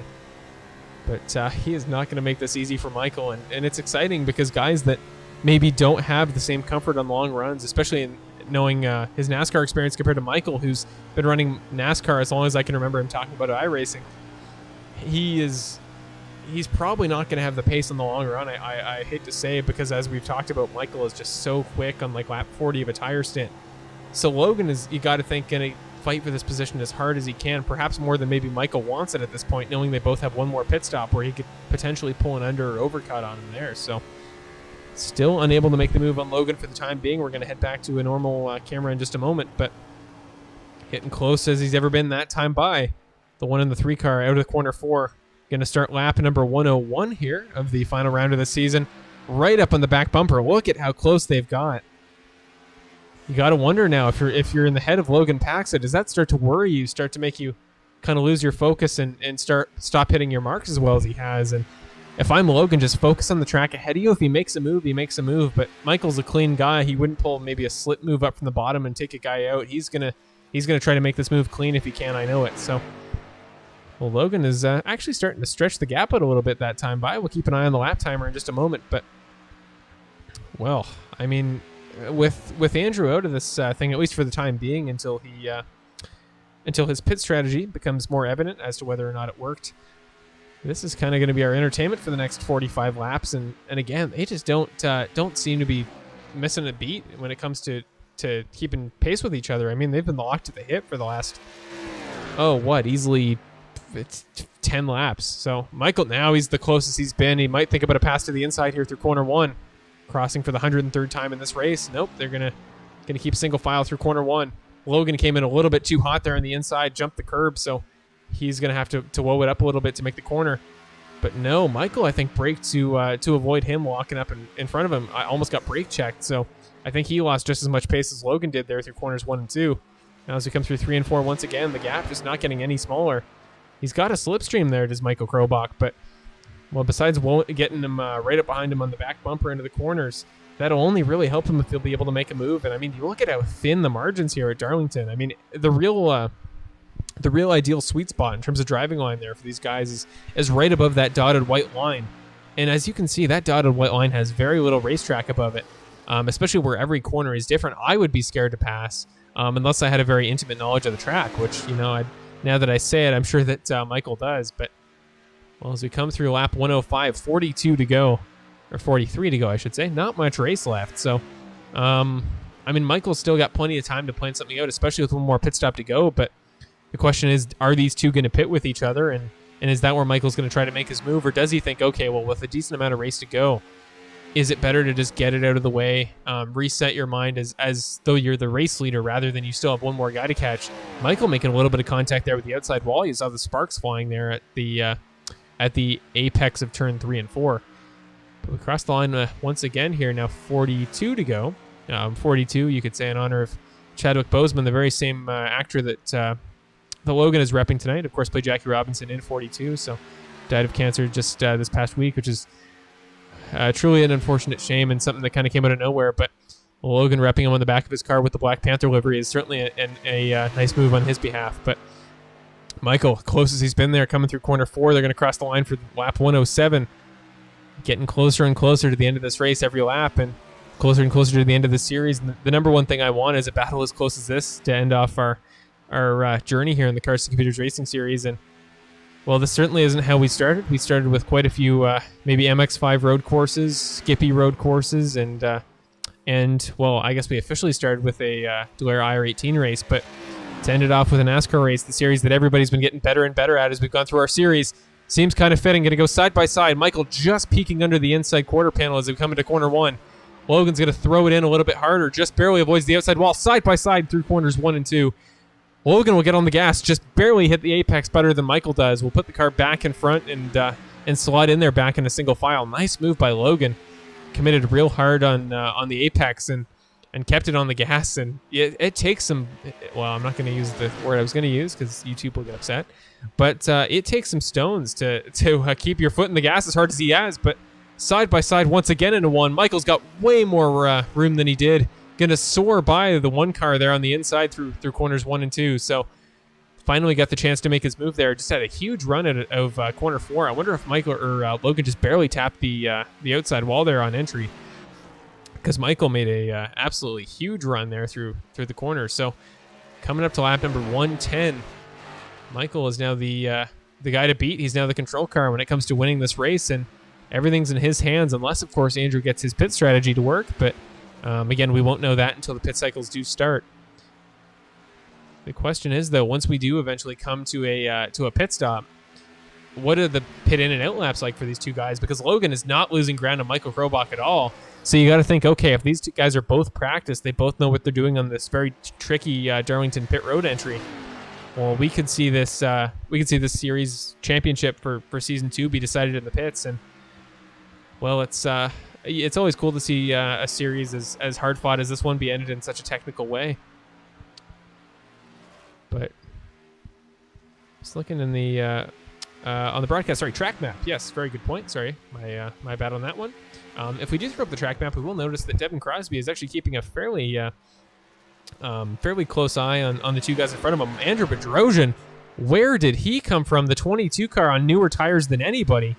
Thank you, David, there for reminding me of the track map, because I had no clue the 22 car Bedrosian was coming up as quick as he has. But if you think about the battle between Krobach and Paxton the last couple laps, well, Bedrosian's probably been able to make up a ton of time there on his new tires and his very quick race pace, as we've seen all runs. So it might not be for position quite yet, but the more ground Andrew's able to make up and the more pressure he can put on the two guys ahead of him, the closer he can be once all the pit stops cycle out. So Andrew there drafting on Logan pretty hard in the 22 car. But now you're championship 3, all separated by, well, I think on track by about a second. Now the question becomes, okay, well, how hard is Andrew going to push for that position on Logan Pax, at least in terms of track position? Again, they're not fighting for actual position here, but well, they come out of corner number 2. Andrew might peek to the inside here into 3. Nope, going to think better of it, at least for the time being. Now Andrew's going to look to the inside. Again, a lap car, not for position, but he made it pretty clean there that time by. Logan might go back underneath. Might try the over-under, but again, the longer Logan sits here and battles with Andrew, the more Michael will pull ahead. And in a race that foreseeably doesn't have too many more cautions, if any, left, any bit of track room matters as much as it ever has in this series. So if I were Logan personally, as we see Andrew starting to pull away from him just a little bit here in corner number 3, but if I were Logan, I'd just let Andrew do his thing on newer tires, make up the ground of Krobach, and then see if he can get some chaos to happen up there in front, and maybe try to win the championship without the need for a pass on Michael, which would, of course, make things a lot easier for him. But again, if you talk about some of our very talented series drivers, especially as good as our championship top 3, of actually crashing and getting into each other, I don't like the chances if that's something you're banking on. Is, well, we've had a couple incidents between Paxton and Bedrosian in the last couple of races. Generally speaking, guys aren't crash prone in our series, and even those incidents, I think, were kind of just fluke things, where sometimes it was somebody being pretty aggressive, but other times it was just the nature of racing. So We only had one caution tonight, which again I think means that in our 4 NASCAR races this season, we've had a combined, I think, 2 or 3 cautions. Actually 5 NASCAR races. So super impressive, seeing as NASCAR is typically a caution-prone series. Plenty of crashes in that. And kind of what it's known for. So Bedrosian will look to the outside. I think Krobach's just going to let him by clean. You got to think that was kind of a team orders situation because, of course, they do share a group chat there between Michael and Andrew, both part of the Lad Put on Motorsports affiliate. So you got to wonder if that's Michael just saying, okay, don't get in my way, just head on by, do your thing. And, well, even still, it was a pretty clean move, but it did throw off his corner entry into 1 the lap that he did pass him. So he's going to lose a little bit of ground to Logan Paxa, who still sits only 0.6 back. I think it was as low as about 1.2 just a couple laps ago. So Logan making up the ground he needs to. But again, until we see the pit stop cycle happen now, I think we'll just be in this exact order for the rest of the stint. Now with 30 laps to go the next time by, right as we come across the finish line here. Well, what's going through Andrew Bedrosian's head? How is he feeling about his pit stop in and out times? Is that's kind of what it's going to come down to for him. The 2 guys behind him, I should say. Andrew's pit stops, at least if his strategy works, are done for the night. And again, it's a very aggressive strategy there by the 22 car, but Andrew is typically a very aggressive guy, so kind of a fitting move there on his part. But yeah, you see the 3 and the 6 car. The 3 and the 1 car. The 1 car has now dropped back about 1.2 seconds. Pax is losing ground to Krobach, and I believe it is because he just let the number 6 car of Josh Gallagher by him. I guess I'm not sure if he let him by or if it was just that Gallagher was quicker, but well, Josh is going to fly by, I think, on new tires, which would explain that. But well, if Josh is indeed on new tires, we're going to head on board with the number 6 car, another guy I feel like I haven't talked about quite enough throughout this race. But well, if Josh is indeed on new tires, he's going to make ground up to the 2 guys ahead, which, yeah, you see just how much ground he gained there through corners 1 and 2, and it making up about, I'd say, about a corner, maybe half a second there on Michael Krobach. So if Krobach does the same thing and lets kind of affiliate teammate Josh Gallagher by, well, the question would then become, okay, well, could he kind of be used as a pick on Bedrosian? And if everybody got bunched up, I think Michael would definitely go for the track position on Bedrosian if he's looking for his championship, because though he may have let him by, the later in this race we get, any chance you can get to mess up one of your championship rivals, you got to imagine you take. And of course, I don't personally race for in any way a professional racing team here in iRacing, but if I did, I would potentially throw the needs of some of the team guys aside, if not for a team's championship that I was fighting for the sake of trying to win a series, especially one I've been in as long as some of these guys have. So, well, certainly, what in the world? Why is... Okay, I don't know why Logan Pax's scoring time on the track... the timing tower is wrong. You see up there it says about 7/10. He is far less close than that. I think he's sitting about 2 seconds back. He's not exactly on the back bumper of Gallagher for the time being, so I don't see how he would be that close. Yeah, I mean, there's Logan in the background. I don't think he's within 7/10 of Michael. In fact, I can guarantee he's not. So I don't know what my graphics are thinking there, but yeah, that's a little better, but 2 seconds back. So 26 laps to go there. We're late enough in the race that it'll switch over to that format. And well, again, as every lap goes by, I get sadder and sadder to see the series that has been going on since March and I've been working on for a long time get closer and closer to its finale. But well, it's been a great race. I couldn't have asked for much better of a championship finish than this, especially not knowing and not having any idea as to who could win it. I mean, Logan's fallen back a decent amount, but you saw at the beginning of a stint just a couple laps before, at the start of the first stint after the last caution. You saw just how much pace he has on new tires. So depending on when these guys come in, and of course if they need to, he could still have the pace to challenge for his second consecutive championship. And again, you can never count Logan Paxa out. It's something I've said for a very, very long time in this series. But back to the chat here. Yeah, I would absolutely agree, Keith. It's been an ever-changing race for sure, an exciting one at that. Andrew being a lap down probably looks pretty jarring to those of you who maybe stepped away for a second and joined us once again. But just a reminder that Andrew was running on a different pit strategy than everybody else. He ran, I think, about 5 laps later off of a caution. He pitted almost immediately under a green flag. So he will be in a different situation when it comes to fuel conservation and off the race. But, of course, if Michael and Logan don't need to finish the race under fuel conservation strategy, then he may have dug his own grave there to not finish any better than 4th, let alone win the championship. So not sure yet as to how that'll work. He's pulling away from the guys behind him. I mean, new tires, I guess only 4 lap newer combined with how much pace he showed at the beginning. If the 3 and the 1 do have to pit, he might have the championship in the bag. So only 22 laps to go. That'll be an important thing to keep an eye on. But we will keep an eye there on the chat towards the end. 5 LPM cars left in the race. Yes, you are absolutely right. I did just realize that a moment ago, but it is Logan Paxa and 5 other LPM cars. Actually, Rich Foligno, I believe, just bowed out a lap ago. So it is Logan Paxa and 4 other LPM cars left in tonight's race looking for the win. So, well, it's in a way, it's kind of fitting because in a lot of the situations, at least for the championship this season, it really has just felt like Logan Paxa versus the world. And when you talk about our championship 6, it was the Justin Lewick, Logan Paxa, and then 4 LPM guys. And seeing as they all like coordinate together, they all work in a team chat together, the LPM Motorsports Foundation is very strong, and it's something that I think if Michael's able to win tonight, absolutely, like his pace this season, his ability to win at road courses that you never would have guessed, absolutely all credit to him. But I think in large part, having such a big community of drivers in the series as he does has got to go quite a long way in terms of planning and preparation for the race, whereas Logan, all individual, the lone wolf of the series, incredible the job he's been able to do as only having his own time to set up setups and everything, and nobody to work with during the races. It's impressive what he's been able to do, and even though I think he's actually not dropping back too much lap by lap now. I think he's in a pretty consistent 3.5 second bubble now. But the work he's been able to do this season is absolutely incredible for how small of an operation just one guy would be compared to an entire team. So, well, props to Logan again, whether he wins tonight or not, being your season 1 champion, one of only 2 in series history by the end of tonight.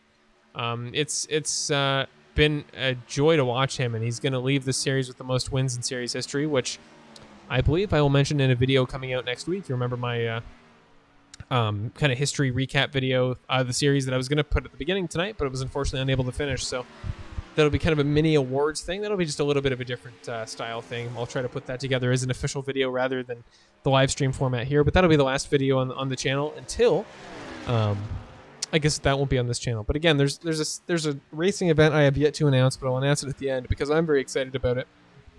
And I think it's something that actually a lot of you guys in the chat will be excited about because a bit of a spoiler alert as we're just going to head back in a moment to Logan Paxa to see where he is on track. But it is something that, let's just say it concerns some of those of you watching tonight's race, if that makes sense. And, well, if those of you that have watched several races in our series and maybe been looking for your chance to drive yourself, you might have the chance in just a couple weeks. So that's kind of a hint as to what I'm putting together, but you'll see in just a couple minutes once tonight's race is over. Speaking of tonight's race, I kind of got sidetracked there for a bit as well as kind of a fitting tribute to a lot of our races in our series. Right now, we're just waiting for pit stops, really. I mean, so often seeing as how clean our guys are, making so few mistakes has really been the case all season at NASCAR ovals. A lot of the time, it just comes down to, okay, whose strategy is going to work, who still has pit stops left to go, and then the final lap, couple of laps battle will occur. So for the time being, Michael is pulling away in that number 3 car. I know he's had quite the what's the word? There's not really even a word for it. Just had quite a few last couple weeks. I know not only is he involved in a lot of other series that are very busy, a lot of them in their playoffs now as NASCAR gets closer and closer to theirs, seeing as he's in a bunch of NASCAR series. But you talked about the unfortunate passing of his team owner there at LPM just a couple weeks back, and he did the tribute win to him last week at Daytona, one in memory of him. So to 2 weeks later, come back and be not dominating necessarily, but leading a considerable portion of tonight's race. It'd be kind of a fitting send-off to his season, and I know with the last couple weeks he's had with that news, I'm sure it's going to be very special to him, and to sweep both the team's championship and the drivers' championship, it would, I'm sure, mean a lot to the number 3 car. But again, the only guy left in consideration, I think, unless Logan's able to make up a considerable amount of time in the last 15 laps, is Andrew Bedrosian. The question is, okay, if the 2 guys ahead of him pit, I think he's running quick enough lap times. He's running quicker laps than anybody else on track. I think I have a last lap time I can put up on the ticker there. Yeah, so last lap time by This will show you the last lap time in terms of seconds for every driver on track. Discount John Garrett's. He's been out of the race for a while, so that 29-second lap isn't accurate to this portion of the race. But yeah, you look at the times that everybody's running. Andrew was the only guy, I think, to run under a 29 in the top 5 that last time by, running a 29.9. So he's 2/10 quicker than Krobach, about 4/10 quicker than Paxa. So he's running very quick laps up there with decently newer tires than the guys behind him. But again, he's one lap down at the end of the day, and unless Michael and Logan need to come into the pits, because you got to imagine they're conserving fuel all they can.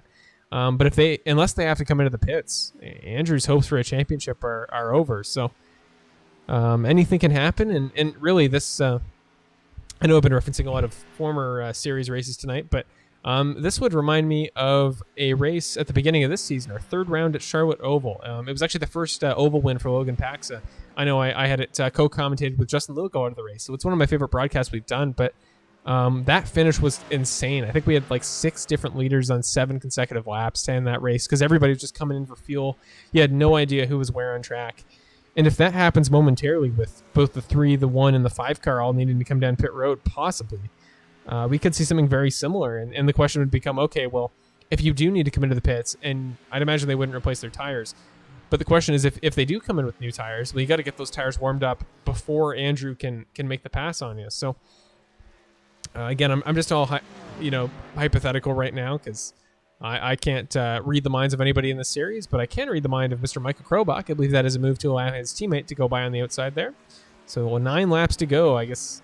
No, I guess I don't have to correct it. Normally, it seems logical when you're at lap 110 of 120 that you have 10 laps to go, but you actually have 11. But now that we have this format of graphic, it means I don't have to do it. But more importantly, 9 laps left in the Karts Computers Racing Series and tonight's race at Darlington Raceway. Again, Michael Krobach, a guy who's tied for the series lead and wins this season with 5, tied with Logan Paxa. Doesn't have a ton of poles, but what he does have is success this season. And man, he came in tonight with the points lead. He was so close last season, finished runner-up, and was getting closer and closer at the end of the year, and then won the final race that he picked in the All-Star race. Did it again this year. Won the All-Star race, tied for the most race wins. He's just had an absolutely incredible year. And just the same way Logan was kind of a step above everybody else last season, it's felt like Michael has not only made it out to every race of the year, but has just been on an absolute, wrecking force at any race he comes out to with a lot of pace. And he doesn't always do it in terms of pure race pace, I will admit. Sometimes he's more methodical. Sometimes it's road course races where at the end of the race, everybody will kind of work their way out. We'll see a bunch of incidents at the end, and then all of a sudden you'll go to the post-race standings and go, wait a minute, when did Michael get on the podium? And it's just kind of something he does. He did it earlier this season at Spa, but well, don't forget, remember that his first road course win of our series came at Nürburgring, which was such a bizarre thing. The same way that Andrew won his first race at Pocono, the toughest oval in iRacing, the same way Logan won his first oval race at a track like Charlotte that seems like a driver's track for somebody with a lot of oval experience. It's so weird that the tracks these guys are getting their first wins at in our series. But Michael, he won at 2 road courses back-to-back. He proved he could do it in any discipline. And once we got into the NASCAR section of our calendar with him picking Darlington for the All-Star race and having Daytona there already, he has just been in his element. 5 laps to go this time by the line. Will the 3-car run out, or will Logan Paxa or Andrew Bedrosian's championship dreams be fulfilled? Only 5 to go as he comes by the line this time. Josh Gallagher's going to dip back and just let Michael do his thing. He's got 5 more laps to go. We're about 2.5 minutes away from crowning a champion.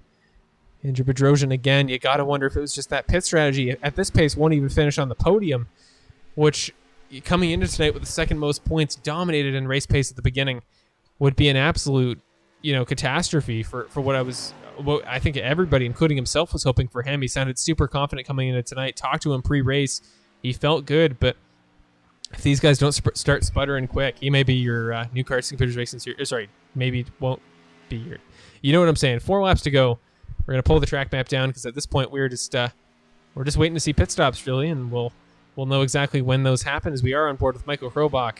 Gonna come around this time and have 3 laps to go. Only 6 corners, or well, I guess you could argue 12 corners left. But very, very, very fair point.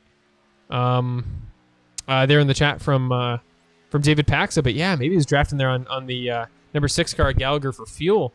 If you're trying to coordinate with a teammate, that's probably the best way to do it. And well, if he's that close on fuel, this is going to be a very tight finish to the end. But he thinks he has enough, and Well, 2 more times around, next time by the line. 2 laps to go. Michael Krobach, he came so close last season, and he's only a couple corners away from fulfilling that dream this year. I know he's had plenty of success in his other NASCAR series throughout the year there on iRacing, but man, I think for how long he's been in the series, for how much of an integral part Michael's been in putting everything together, he's hosted a lot of practices on his own right.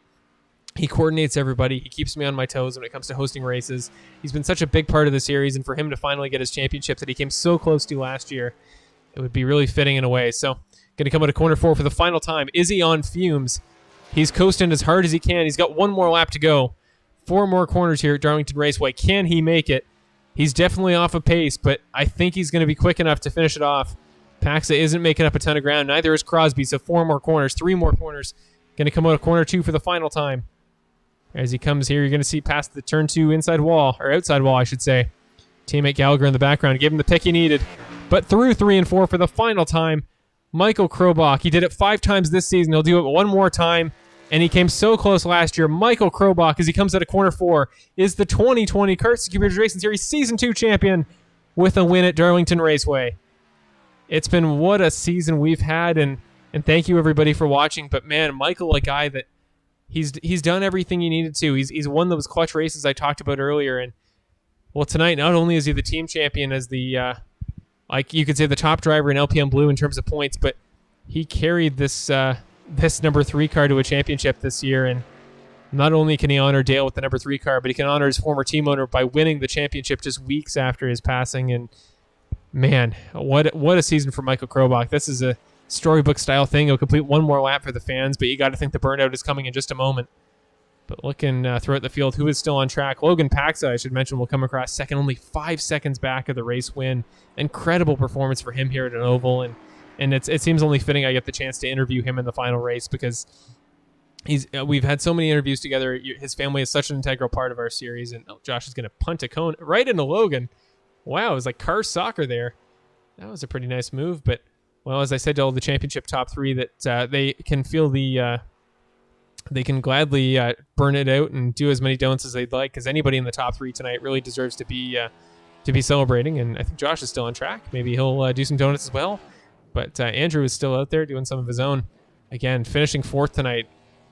Amazed he didn't compete for the championship there at the end of the race. But again, he tried an alternative pit strategy, didn't work. But they'll burn it down a little bit as all the top 3 will. Same with Logan Paxa, who, I mean, champion last season, only 2 seasons of our series, so winning 50% of our titles, you can imagine.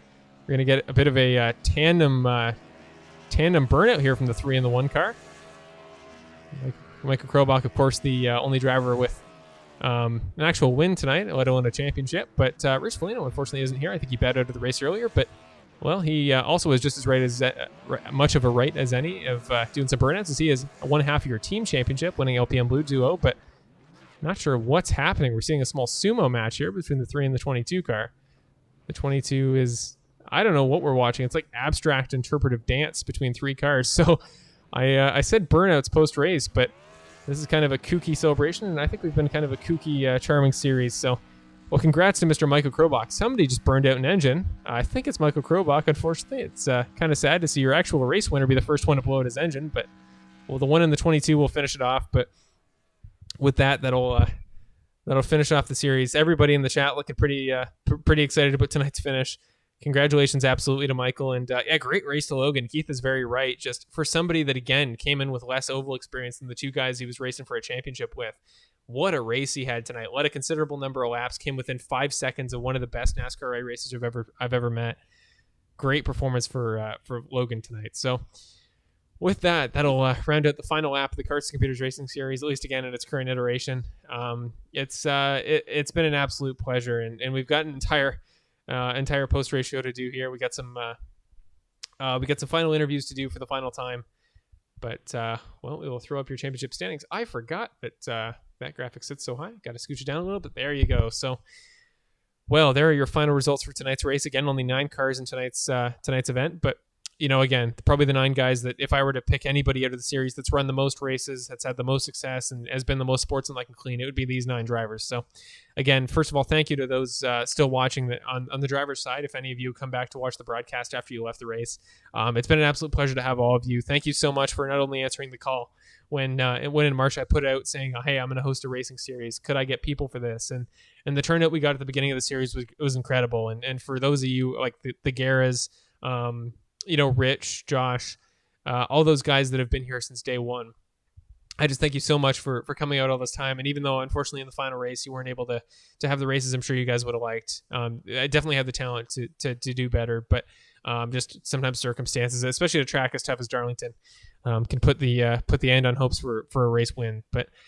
well, let's head through your championship, your race results. We'll get to the championship in a moment. But Michael Krobach, your championship winner, I can confirm. He was the points leader coming in tonight. He was the race winner. Bonus points don't matter. He is your champion, winning by 5 seconds over Logan Paxa, who, again, put up a great fight tonight. He again, led a large portion of the race. That pass by Michael Krobach late in the race, just not really much he could do. He held his line, did his best to defend, but sometimes it's just not up to the driver as to what happens on track. So had a great performance tonight. Again, his family in the audience should be proud. Because he was your first ever champion, dominated last season, came into this year. I know he's been busy with karting a lot, but just had a ton of success the last little while. And now that he's come back from his one race hiatus there at Pocono, he's been on an absolute tear, and it's been a pleasure to watch him all season. But after that, Devin Crosby will pick up the 3rd spot in tonight's podium, finishing, I believe, the second or 3rd time of the season he's finished on the podium. So Devin, again, one of those guys that I thought he was the closest anybody's come to a win without getting one in our series. And, man, just had an absolutely incredible run for the number 5 car this year when he's been out. I know he hasn't always had the best luck, but props to Devin on the podium spot to end off the season. I mean, great year for him. Even if he wasn't able to do more with the championship points, I think he'll finish 4th. I guess 5th in points. I think Rich will still narrowly edge him out. No, he will finish 4th in points. So props to Devin. He may be 3rd in tonight's race, but 4th in points in a series as competitive as this one. Very impressive, not bad at all. So I'll be sure to mention that in his interview. But after that, Andrew Bedrosian, the guy that won your championship 3, the guy that, again, I thought if anybody could do it, I thought Andrew's the guy that could beat Michael for the championship tonight at a track he picked in the All-Star race. But, man, that pit strategy, it was bold, and if he'd gotten it to work, I think he would have won solidly by about a half lap. But the fuel strategy just didn't work out the way he wanted to. He never got the guys ahead of him to pit one more time, and as a result, he'll just narrowly miss the podium positions. And he'll still finish 3rd in points, I believe. I think Logan will just narrowly beat him out for 2nd. But just a great season for Andrew. He'd only run one race coming into this year in our series. He only ran the finale last year. So to come in this season and just absolutely tear it up like he has, be super consistent, tie for the most top 5s, and finish this season in 3rd and with 1 win and 2 poles to his name. Just a great year for him. So looking forward to seeing what he does in his future on iRacing, because I know he's a quick guy, and when he gets the time to put in practice to something, he can be quick anywhere.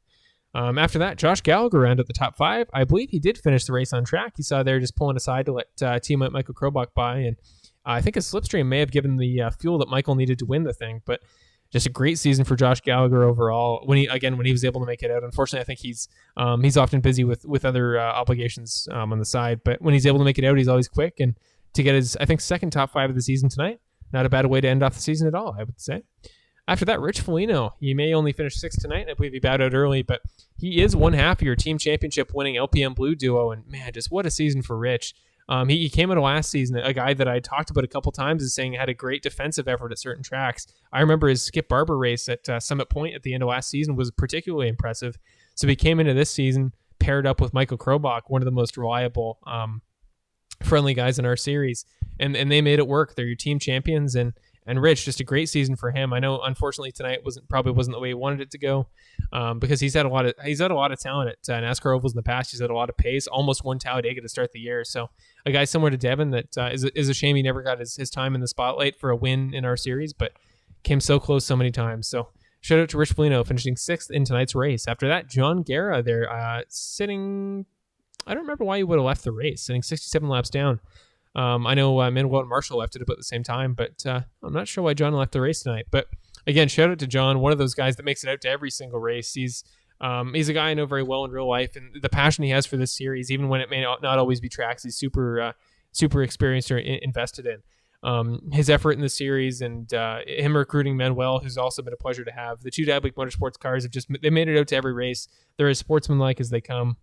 It's been awesome to have him. And again, I know John unfortunately couldn't finish the race tonight, but he's a guy that in any future endeavors that I have when it comes to broadcasting and putting together another series in the winter, he will absolutely be getting an invite, because he's about the most solid guy you could have in a series. Just friendly, experienced, but at the same time, sportsmanlike when he needs to be.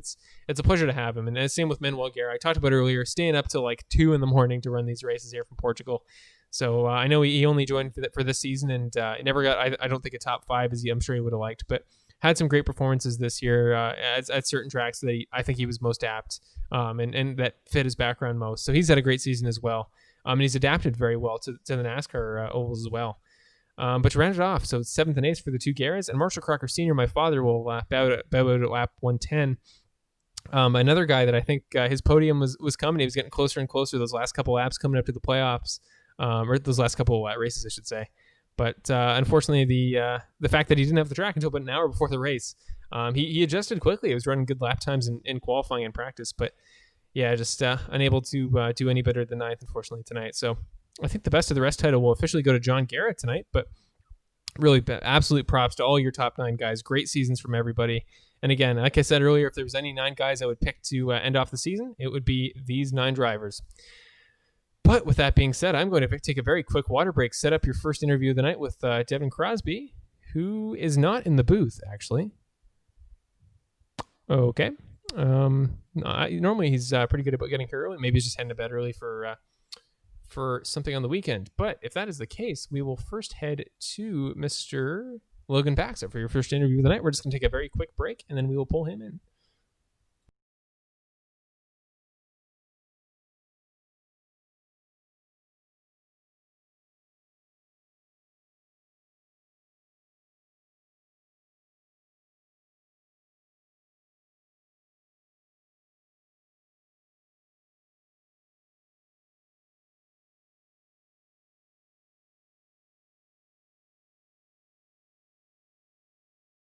Okay, thank you for the opportunity to grab a quick break there, everybody. We are now ready for your first interview of the night with defending series champion up until, I guess, tonight, and a fan favorite, I'm sure, for everybody in the chat, as he is, he's got plenty of family support here, and he's just been one of the most talented and successful drivers in our series. So, Mr. Logan Paxa, come on into the booth. Hey, Logan, it's Marshall in the booth. You got me?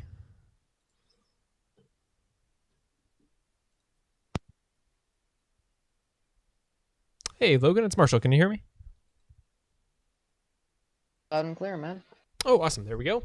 Well, first of all, Logan, I mean, I know it wasn't the second back-to-back championship that you would have liked. You came so close, though, and to be only five seconds off of a guy like Michael Krobach, so much experience, so much ability here at the Ovals, especially picking it himself from the All-Star race. But on top of a back-to-back great season, off the dominant performance he had last season, coming into this year, 5 wins. He even missed one that I think he would have had a very good chance to win it, even if you were there. So to come into tonight knowing it was a NASCAR Oval, what was the mindset? What was your game plan on a race that maybe conventionally wasn't to your skill set as much as the other guys? Like, what was your plan to get the championship done tonight?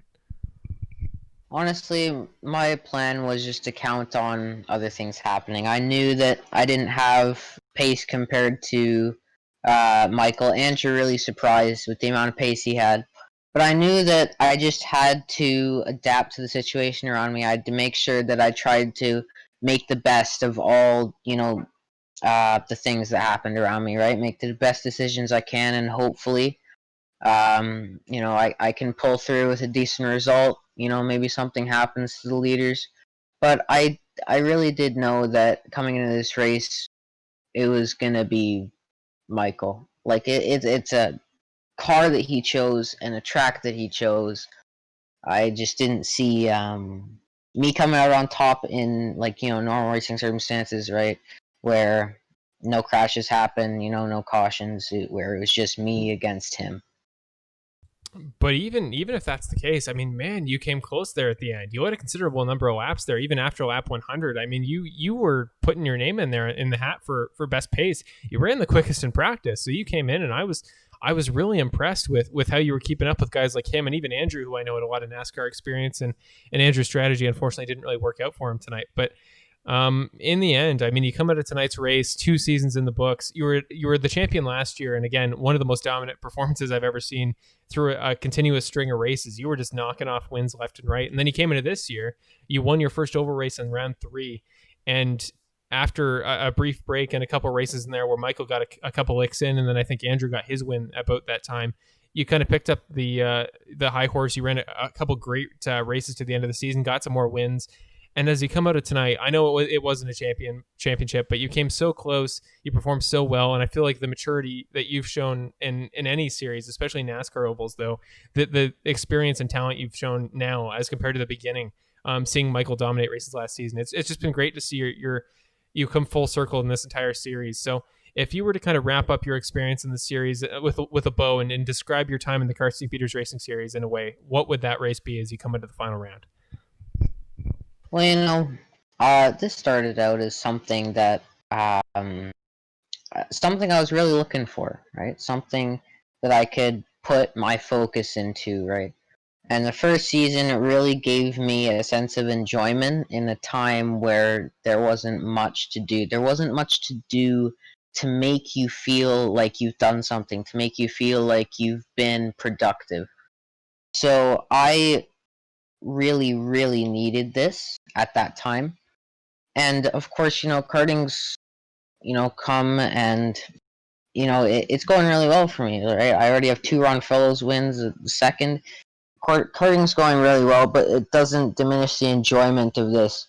And I really cannot thank you enough for giving this to all the drivers that decided to come out. Really, at that time and still now, it gives me a great sense of enjoyment and something that I can pour my focus into. And I really, really am appreciative of that. Well, just the same way, I'm appreciative of having not only like a workhorse champion at the beginning of our first series back when, I wasn't sure how things were going to go. I wasn't sure of how clean races would be. I wasn't sure how competitive they'd be. But you were a fun champion. You were quick as they come. So you kind of gave a benchmark for everybody to live up to last season. And seeing as several guys did, I mean, Andrew picked up the pace there towards the middle and end of the season. Michael, I think, had to kick it up a notch in order to get the championship done tonight in this season. But I mean, it's been absolutely incredible to watch you. And I mean, I keep seeing updates on how well you're doing on karting in real life. So it almost makes me feel just the same way kind of as seeing how well Matt Clark's done outside of our series. I know you and him had some good races last year. Just realizing that the amount of real life talent that has come through this series, it's kind of a shocking kick in the face to me, being like, wow, I mean, this isn't just a kind of a fun thing that I set up at the beginning of the season, but to hear that, it was a nice outlet for guys like you at the start of last season, and that anybody can find enjoyment out of a thing. I kind of just started for fun and hoping I could do something good for the guys that I kart with. It's just been great to have guys like you and everybody else in the series, but particularly you and your family. It's been awesome to have you guys here. And really, as we come to the end of tonight, just what's your path going forward? I know that I'm going to try to host something in the winter, try to get another series going, but not necessarily like iRacing aside. Like what's the future of racing? Do you think look like for you? Like what is this series giving you going forward? Are you going to try to do more iRacing in your free time? Just what does Logan Pax's racing career look like after this? Right now, my career is heading in what is going to be a very, very fun season in Briggs Jr. And when the winter comes and you have a racing series up, you can count me in. Awesome. I'm so glad to hear it. And the things I'm planning on doing, I'm thinking more so like maybe a Indy Formula series of some sort, maybe a Skip Barber series, just something a lot more focused on road courses. And I know that's particularly your expertise. So the days of tracks where you show up to a NASCAR oval you don't even own, or something like that, where you maybe don't feel the most in your element. If you're looking for competition from all around iRacing, which I'm looking to scout out for, and looking for something really competitive, but a competitive road course series, it would be an absolute pleasure to have you. And I think you'll find a lot more talented iRacing road course guys around you when we get that started. So it'd be an absolute pleasure to have you there. And really, as we come to the end of this, we can do your shout outs in just a moment. But yeah, I'm looking forward to seeing what you do in the rest of your karting career, in your racing career going forward. I have the feeling that in 10 years I'll be hearing you do something insane. And seeing as I'm a guy who wants to go into a professional racing commentary path, and seeing that you are looking for the racing path, I wouldn't be super surprised if maybe our paths crossed someday in some form of auto racing thing that way. So best of luck in the future. Best of luck if you ever do an iRacing thing like this again, especially if I host something. And I'm sure you'll bring a ton of talent to that. But as we always do at the end of interviews, sorry if I'm rambling a little bit, as we always do at the end of interviews, it's time for your shout outs and giving a mention to some people at home. And I know you got plenty of family that watch the races, and even if it wasn't championship, again, second place performance in a race as tough as this deserves plenty of shout outs. So I'll give you that opportunity now. Well, I would like to shout out my family. I would like to give a huge thanks to Prime Power Team, the people that have, supplied me with wisdom to, become the racer that I am today. I would like to thank you, Marshall. I already gave you a huge speech, but I still have a couple things left for simply just giving me something to hold on to and something to say to myself, someday I'll be back on a racetrack and I can just pour time and energy into this to prepare for that. And I really think that this racing series has helped me become it's been a part of the stepping stone this winter. I am not the driver that I was at the end of last year, and I really think this has been a big part of it changing me. Yeah, and we've even seen that progress be made in the past. I mean, again, I mentioned it earlier, but seeing the driver you were at the start of our series, dominating races every week, granted, but I feel like coming out of this, not only are you a better iRacer than I've ever seen you in our series, but yeah, you just seem to you've developed kind of like the Scott Dixon strategy of racing. You kind of reminded me of him in a lot of ways, where no matter where you go, you have a very composed nature to how you race. And if you can exhibit that same kind of talent in real life, I'd imagine there's no series you can't succeed in around the world. So, well, absolutely, thank you, Logan, so much. And just again, a huge shout out to your family, because the fact that they've showed up to every broadcast, they give me something to talk about in the chat.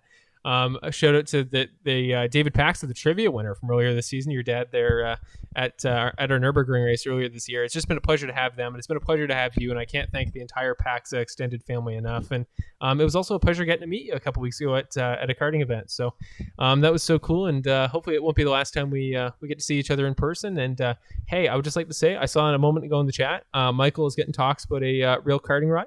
I'd also like to throw my name in the hat for that. Maybe we can compete for it someday, but that's a side thing and not the point right now. So, well, thank you, Logan, so much for running with us. And is there any final things you want to mention before we head off? One more thing. I would like to congratulate Michael on all the wins he's had this season and the championship. And I would really like him to know that it has been an absolute pleasure to race with him. Awesome. Well, I know he's watching there in the chat, I think, as we speak. So, I mean, you two have been absolute class acts. Only fitting that you two are back-to-back champions in our series, and I wouldn't have picked two better guys to represent the series if I tried. So, shout out to Michael, who we'll talk to in a moment, but absolutely shout out to you, Logan. Compassionate guy. You're humble. You're not too overly confident about your abilities, which is crazy or it's not too overly expressive about your abilities, which is crazy because you probably have the most of any guy I've met in a very long time in racing. But overall, if I kept trying to say everything I could come up with for you and your family, I'd be here all night. So, well, thank you, Logan, so much. Have a great rest of your weekend. Have a great rest of your racing season there with the Briggs and with the karting stuff. I know you had a lot of success there at the Dash for Cash event a week ago, and I'm sure big things are in your future. So absolutely, thank you, Logan. I'm sure we'll be talking to each other in the next little while, especially if we get something going in the winter. So thank you so much, man. Thank you, Marshall. Thank you. Well, with that, we will end off your first interview, and what can I say? It's sometimes tough to summarize my my feelings about guys that have been in this series so long, and I'm sure we can get the emotional sudden realization that something I've worked on so long is ending moment in a couple minutes, but. For the time being, we got one more final interview of our series to go, and it is your team and individual champion, Mr. Michael Krobach. In fact, we have a graphic for that, I believe. There we go. Michael Krobach, Season 2 champion. Add 6 wins, 12 top 5s to that. I made this before the race, if I'm honest. So we will pull Michael into the booth momentarily. Hey, Michael, it's Marshall in the booth. You got me? Hey, Marshall, how's it going? It is going great, but man, as I always say, I'd imagine it's going even better for yourself. Season 2 champion. You won the final race. You won the race you picked as a result of the All-Star race. Just, first of all, what does it feel like to come so close last season, to just barely be able to race off of Logan, to come back out this year, win some road courses, prove yourself? Just what's the inner emotions as a result of tonight's win? It almost feels like an upset to me. Like I didn't think just as the race started, Andy was so darn fast, and I figured he was going to jump me in the championship there. But yeah, we'll talk about the race in a second. But yeah, it was fun to fight Logan all year, and Andy picking up speed as the year went on, and it was just great to have so many close races. Nürburgring, the Charlotte Roval race, when you had like 5 guys fighting for the win there at the end. And the NASCAR stuff has been wild. So it's just been such a fun series. Every track that we go to, it's been great. I've thoroughly enjoyed being here and having some great competition and nice, clean competition up front. And I love it. Overall, this has just been, it's been an incredible season. And the battle you guys have put together for the top 3 has been great. But I mean, speaking about tonight, you come in obviously with plenty of confidence, knowing that it was not only a track that you had picked, but it's one that just chews up tires, and tire conservation has been something you've been dominant at this entire series. So coming into tonight, you know that the conditions at Darlington. What are you expecting as a result of what Darlington is as a track, being as tough as it is to tame? But just the same way, like coming into the championship, is there a confidence boost as being the championship points leader, something that you weren't coming into the final race last year? Like, what was the confidence level as a result of both the track and your points situation? I mean, honestly, Andy kind of took the wind out of my sails there coming into tonight. He's had more time to practice than I have, and he said that he's put in full 147 lap race stints multiple days a week for several weeks, watching races on YouTube, watching my own races at Darlington before. Know how I drive. He has studied the heck out of Darlington and my driving and stuff to be on the game here. And he came out of the box super strong. And I thought, I was fighting for second. I was, not as confident as I was going into Michigan, actually. I thought, we had a good run. We won a bunch of races, but I think this looks like second place in the championship, maybe third, depending on where me and Logan shook out. Andy was super fast. And he's done a lot of work at Loud Pedal Motorsports to get up to speed, and I really got to take my hat off to just say good job for all the effort that he's put in, because he's picked up so much speed from the beginning of the year, and it's just a matter of tidying up the small little mistakes that sometimes cost races. And I'm sure if we run a future series, he'll be a champion over there too. Yeah, I'd say there's a definitely a very good chance, and I'm looking forward to seeing what you and him and Logan, who have gotten a slight confirmation for a winter series for his participation. So whatever that ends up being, I can't wait to see how this championship battle progresses into there, because I'd imagine it'll be just as fierce as tonight. But I mean, just to recap tonight, I mean, you start off the race, as you talked about, Andrew had plenty of pace, getting a second pole of the season. Seeing Logan starting back there in 6th, you come in, you see Andrew coming away, or like pulling away from you. What's the first thing that jumps into your head? Are you thinking, okay, well, let's go for a strategy race from there, as you've had plenty of success with the tires and fuel? Or was it more so, okay, I got to catch this guy, try to get the pass done quick? Like, what was your approach to the race once you saw how much speed Andrew had? Yeah, I mean, going into the race, I'm going to shout out to Sim Racing apps. They've been on my car for a while, and I made sure I had them running tonight. And I had different widgets and stuff on my screen to monitor, fastest lap, where people were on pit strategy, average lap time. And so I knew that Andy was faster than me, and I wanted to keep tabs on bonus points and see, who was running the fast lap, who was having clean races and things like that. So the math wouldn't work out for me if Andy won the race, no matter all the bonus points. I think pole position kind of sealed it up for him. And I did not have the speed to start the race. And, as the first run went on, we gained a little bit back at the end when he hit the wall. I brushed the wall too, got a Darlington stripe on the side of this car. I should have probably taken a fast repair then to make up a little bit of time. We gained a bit of time on pit entry. I know Andy was kind of toying with me there to see how far I'd push it in and maybe force me into a mistake. And then that caution kind of changed everything, because that was right on the edge of the fuel window. And another bonus of sim racing apps is it tells you, your worst fuel mileage based on your fastest laps, as well as your average fuel mileage based on your best or most recent 2 laps. And so that number there was right on the bubble when that caution came out. And so I wanted to top off on fuel, and maybe catch Andy off guard by him not topping off. And I kind of called my shot there by saying on the team radio, I'm pitting to top off on fuel, and then he pulled a hard left and cranked it down in front of me, and he topped off on fuel too. So I'm like, okay, great. There goes my strategy play. Andy's got it.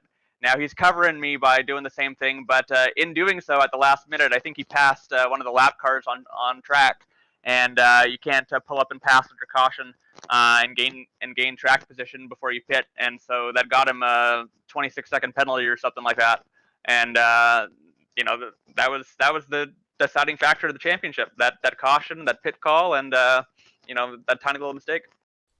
See, I had no idea. I just assumed he was trying to get even more fuel out of the car. He came in once again. That's my assumption. But wow, yeah, little mistakes like that can kill, and no season is over until the race is over. So yeah, again, if this series has proven anything, it's races can be won at any time. And I know the last couple of races we've had chaotic finishes. The crash late in our Daytona race that put a bunch of the leaders out. I think 2 weeks back, to Andrew being beaten in the last corner by Max, Justin winning in the last corner from Woody. Like, this series has had a bunch of great finishes lately, and tonight you were the beneficiary of how it turned out. So, well, really to round it off, I mean, you're the season 2 champion. You've won, I think, 7 or 8 races officially in our series. I think 10 if you include the All-Star races. So you coming out of tonight, I know you're doing a bunch of iRacing in the background. You got a ton of success going on in other NASCAR series, but I asked it to Logan, like, what does the future of your racing career look like? Like, what's your iRacing plan going forward?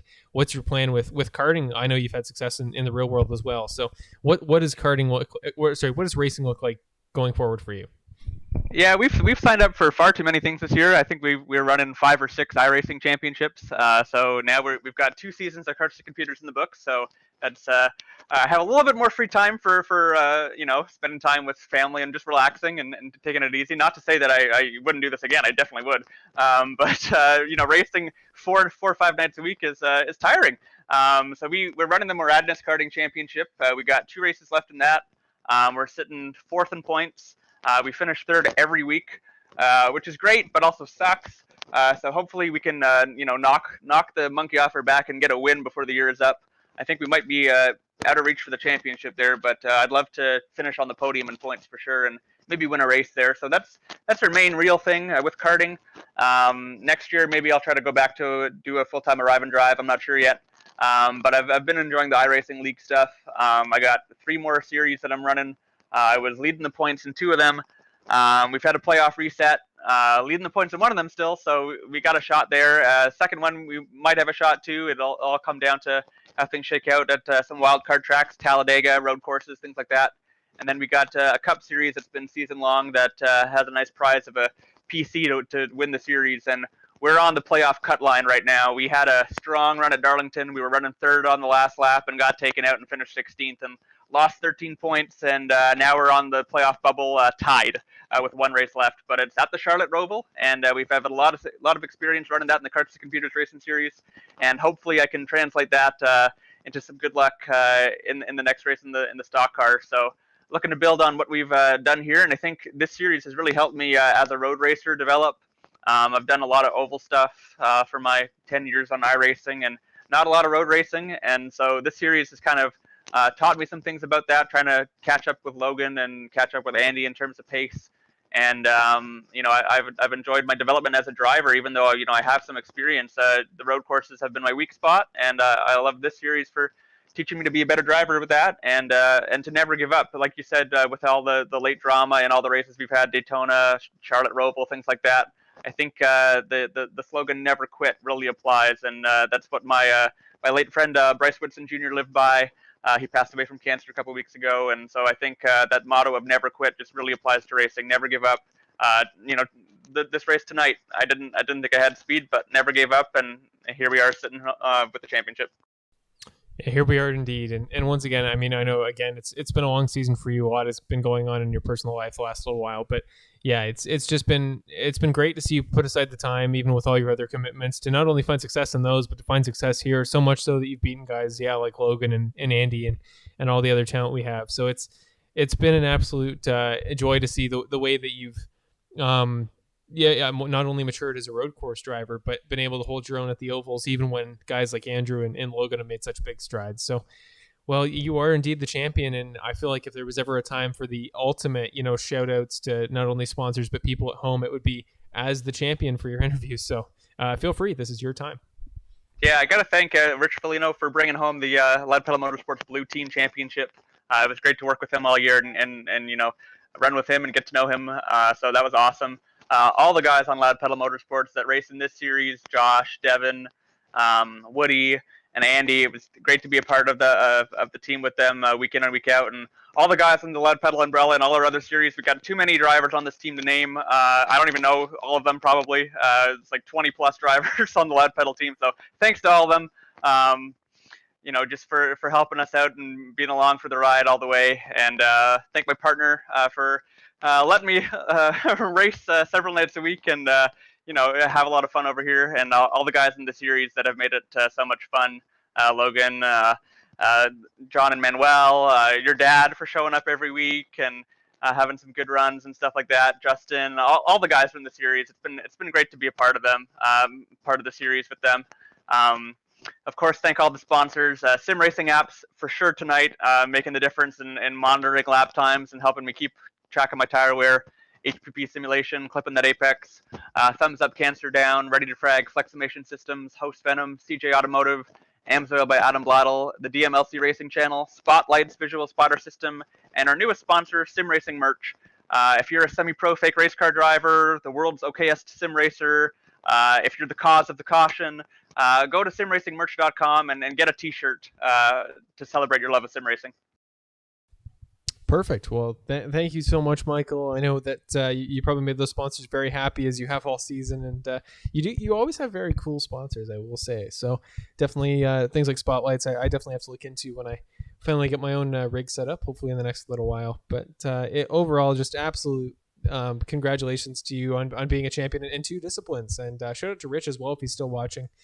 Team champion and points champion. You pulled the Lewis Hamilton this season. Like, it doesn't get much better than that. So overall, the same way as Logan, if I were here spouting off, how thankful I am for you running the series, I'd be here all day. But overall, just you've been more involved in the background than I think I mentioned on the broadcast. So thank you so much for coordinating all sorts of stuff. You keep me on my toes when I forget to set up things in the session. You're kind of like the quarterback of the guys behind the scenes during the races and clearing penalties and getting everything figured out. In terms of iRacing, sometimes not being the easiest to work with. We both remember the IndyCar Daytona race from last season that. Oh boy, I don't know what any of that was, but yeah, we're never doing don't count cautions on a road course again. iRacing does not know how to handle that, and that's nothing to do with us on our end, but just iRacing does not know how to count caution laps. Yeah, shout out to iRacing. Can we please fix that? Thank you for providing us a sim, but you may want to fix that feature before you keep it going. There's a new season coming up, so maybe. But yeah, and last shout out, I got to thank all the people who tune into this broadcast every week and leave comments in the chat and everything like that, and tune in and support all the drivers. It really means a lot to have people watching and tuning in and rooting us on and giving up their free time to support the series.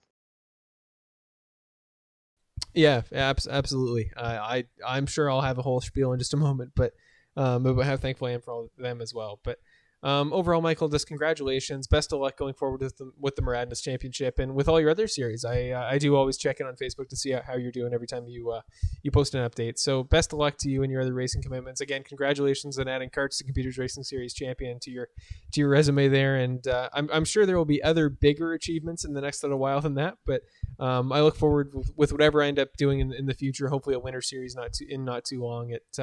It'll be a pleasure to have you out for that if you'd be so willing. So thank you again, Michael. Have a great rest of your weekend, great rest of your week, and I'm sure I'll be keeping up with you in the next little while. Thanks so much, Marshall. Thanks again for running the series and doing all the broadcasts and all the stuff behind the scenes that isn't necessarily flashy, but it definitely means a lot to have such a fun league to run, and I might just have to pop into that Skippy series because the Skippy race at Daytona sounds kind of fun. Oh, our race at Indy the other day was awesome. So Skippy's at Giant Ovals is so much fun. So I'd absolutely be glad to see you there. And yeah, overall, just thank you so much, Michael. Thanks, sir. Have a good night. You too. Well, with that, our final interview in the Karts Computers Racing Series comes to a close, and well, I'll throw the final race standings up one more time. Unfortunately, I don't have the updated point standings until Michael calculates them all out, but I can officially confirm that Michael is the champion, no matter how you slice it. So we'll throw up the race results one more time, but. Well, this is the portion of our race that I know late in the broadcast I usually tend to ramble a little bit before I sign off, so I'll try to cut that a little bit short this time. But overall, just absolutely thank you to everybody at home watching. I know that throughout the 25 broadcasts we've done in the series, this is actually the 25th one tonight, so that kind of works out well. But throughout the broadcasts in our series, from the very beginning at the Indianapolis Motor Speedway there for last series, where we had, I think, 19 drivers in that race. Like, we had an absolutely huge turnout. It was a great race. It's actually got almost 1,000 views on YouTube somehow. YouTube keeps recommending that video to people, and for some reason it's still getting viewership. So yeah, if anybody wants to go back and watch that again, it's almost at 1,000 views. So maybe it'll be the 1,000th view on our first video over like 300, let alone 1,000. So yeah, just to see the support this series has had, and I know we've had some incredible races. Our race at Charlotte Roval a couple weeks ago, I know Michael mentioned it, but that was one of the best experiences I've had on iRacing, and I wasn't even involved. So it was so much fun to watch. We've had some great races, but at the same time, we have had a couple that have been a little on the monotonous side, a little on the plain side, but it's the same as real life racing. I would argue, I don't mean to take a jab at F1 here, but I think a bad race in our series is a fairly decent F1 race in terms of excitement. So no offense to F1, but overall, yeah, just it's been so much fun to come out every week. And I don't know, somewhere inside, whenever I have a week where I'm so busy and I run out of time to set up for the race, I get some graphics put together. I try to have some talking points going into it. But I'm worried that nobody's going to show up. And I'm like, one of these days I'm going to have an empty broadcast and be talking to myself. But every time you guys all come out to support your favorite drivers and to watch the races. And I know the guys have, all of them have been recruiting guys to come watch throughout the season. I know Andrew's had plenty of support. His friends and family have been great to talk to. Justin, when he was racing, I know he's missed the last couple, but he's had plenty of support in his own right. I mean, his girlfriend's family, I think he said, watched quite a bit. So yeah, just everybody watching at home, thank you so much for contributing in the chat. I had a ton of fun doing trivia earlier this season. I know it was just something I tried to do to fill the time, but in the end, it was kind of a nice way to interact with all of you at home. And it was nice getting to meet again, to meet Logan and his father David there about a week back. It's nice to see that there's actually like a real person behind the people in the series that I'm lucky enough to have as drivers, and the people I'm lucky enough to call fans at home. So it's rough to end the series. I mean, if you think about back in March, the same way that the drivers didn't really have much to do in terms of the racing side, I had virtually nothing to do on any side. I was kind of stuck at home, didn't really have much to do. I know back then my iRacing experience, I was kind of burnt out on it a little bit. I'd been running quite a bit at the beginning of the year. Once you get so focused on license classes and iRacing, it just kind of takes you out of it entirely. And with karting series getting pushed back further and further, missing a couple races, having this series to start up and look forward to and put all my effort into and get graphics set up for and all the things like that, it was just so much fun. It gave me a purpose in a way, and to hear the same thing back from the drivers is so special. So 25 races later, the fact that all of them and all of you have stuck here for months it's super special to me. And other shout outs to give, Justin Luke, who I know isn't here tonight. He's one of our championship 6, but unfortunately wasn't able to make it to any of the 3 playoff races. So he actually subbed in on commentary for a race, round 3 of this season there at Charlotte Oval. And it's something that I definitely want to look into going forward. When I have a future broadcast commitment, I'd be more than happy to have him come back on commentary. And I know Max Preston, his teammate there at, I guess, it'd be MJ Motorsports, because Max won most recently. But yeah, either of them, it would be a pleasure to have come back for commentary. So shout out to him as well, Max Preston, Justin Luke. I'm trying to think of the other guys that aren't here. Woody Mahan, who subbed in late in the year. He made his debut at the All-Star race, came so close to winning and has had great performances ever since. Overall, just thank you to all the drivers. I don't know who's still watching the races, but hearing guys like Johnny Guerra, just plenty of guys come back and watch and enjoy it. And again, not all of them are perfect. I know I have some tendencies that going forward in broadcasting I need to cut out or at least work on, whether it be rambling on interviews a little bit too long, or this segment if I always keep it a little too long, or I don't know. I think in the future, if you see me again in a couple months and we have another broadcast series set up, again, probably a Skippy Winter Series at a lot more road courses, the graphics are going to look different. The presentation is going to look different. I swear I'll have a new mic by then, like a proper vocal mic. I'm just looking to be the best broadcaster I can going forward, and it's something that as I start university in less than a week, going into media production design for this very purpose, to try to commentate and put an announcer and put a voice behind sports just the way that I enjoyed as a kid growing up. It's super special that this was kind of a wonderful experience builder, something that kind of got my confidence up and taught me what I need to work on my end, and the fact that the drivers have said that it's something that has given them experience that they can use on their end as well, and their future festivities and future engagements there on the racing side. So just a final couple thank yous to Logan Paxa, the entire Paxa family. That you guys filling the chat and keeping the conversation going there on the YouTube side is it keeps my investment up. It gives me something to talk about, and overall, I don't know how I would kill the time if I didn't have you guys plenty of races throughout the season. So thank you so much to you guys. I can't thank all of you enough. I wish that I could meet the rest of the Paxa family, though it was so nice to meet David and Logan last week. Overall, it's been an absolute pleasure to have you guys. If you guys are out there late in the year for the next series I do, it'll feel like instantly coming back to this and an environment for broadcasting that's felt so welcoming. So thank you guys so much for that on the entire Paxa family's end. And then finally, just Michael Krobach, your series champion this year. Again, he's kind of my right hand man in the background. I know that I was the one that put all the propositions out there, try to get some names at the very beginning, but since then, like, he has had such a big part in hosting the series that kind of goes unmentioned. So again, congrats to him. It in a lot of ways feels very fitting that he's able to win the championship, because he's just had such a big part in the series, and he's done so well, comes out to so many races, and again, the way he and Logan and many other guys have matured throughout the series has been absolutely incredible to watch. So with that being said, I think it comes time to wrap up our broadcast tonight. Again, look forward to the video coming out soon about the like a recap of the series, best moments, so like a little award show. I'll put something together to try to round out the series, at least on the channel. I was going to put it at the beginning of tonight's broadcast, but YouTube did not want that to happen. So, oh, fine. Okay, I can totally forgot about this. I don't know what our viewership is still like. I haven't checked. Actually, we can still get 8 people here. So thank you everybody for again sitting through some of these rants. But I have a big event to announce. So in 3 weeks from today is the plan. What is 21 days from now? That is the 25th of September. I am putting together a race that does not yet have an official name. But essentially what the idea is I am putting together an event for all the mothers, wives, girlfriends, sisters, generally just the family members that you don't always see on the broadcasts, but are always in the background, have supported their kids, husbands, boyfriends, whatever, the entire way throughout the series. And I always seeing in the chat the support some of the drivers get.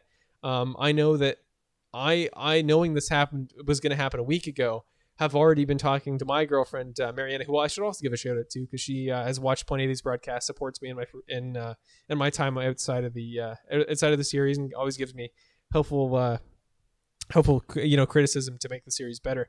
But I know she's excited. I know my father, Marshall Crocker Sr., who I should also give a shout out to, his wife, my stepmother, getting all practiced up for the race. And so overall, everybody at home, that is the next event in our series. So 3 weeks from now, the aunts and uncles. Yes, thank you, Bruce, as well. There's second cousins, step cousins, step sibling. It doesn't matter. Anybody. So everybody in the series will have an invite. I'll give them all a message tonight after the race. Everybody from my Skippy series will be getting an invite. So this will be a big event. It'll be Skip Arbor at Charlotte Oval, the proper oval. So it'll be a pretty simple track. It's going to be a lot of chaos, but I'm looking forward to it. I haven't yet figured out if that'll be broadcasted. If I can, I will get it to be. But if not, it'll be a very, very well put together, unofficial exhibition event. There will be practice sessions posted. I just want those that have never tried iRacing before to hop in the sims, to have their family members or whoever it may be teach them, what it's all about, to try to not only get a chance to watch them race, but now to take it a step further and hop in the cockpit yourselves. So that's in a couple weeks. Everybody, if you want more details, I'll be posting it on not only the YouTube, but I'll be sending all the information to all the drivers in this series. So if you are somebody who's interested in it, talk to your driver or family member about it, and I'm sure they will be more than happy to get you all the information. So, well, with that being said, thank you so much again, everybody. That's something I'm really looking forward to, and getting my girlfriend Mariana to hop on here and do her very best. I know that it's going to be competitive, so best of luck to everybody with that. Again, information about that will come out soon. So don't worry, this is not the end of my time with these guys and the drivers in our series. I'll surely be trying to host more unofficial iRacing stuff when I get my free time in the next couple weeks and months until my series is up in December. So with that being said, that'll about round it off. So look forward to that. 3 weeks, September 25th. Again, more details about that will come out soon. But for the time being, thank you so much, everybody, as the Karts and Computers Racing Series draws to a close. Overall, just absolutely everybody, it's been a pleasure. Again, it's kind of emotional coming to the end of this thing, but it's getting late, and I'm sure everybody wants to go to bed on a Friday night. So overall, everybody, just have a great rest of your weekend, a great rest of your week. I will see all of you in 3 weeks. Those of you that would like to hop into that event we got going on soon. So good night, everybody. Thank you so much for watching. Thank you again for the final time, and I'll leave the broadcast up a few minutes longer just so everybody in the chat can figure out the plan for that race in a couple weeks. So thank you, everybody. I'm Marshall Crocker Jr. This will round out the Karts and Computers Racing Series at Darlington Raceway. Stay tuned for the video I'll post in a couple days for the kind of highlights of our series. And with that, that'll round off the final race of the Karts and Computers Racing Series Season 2 at Darlington Raceway.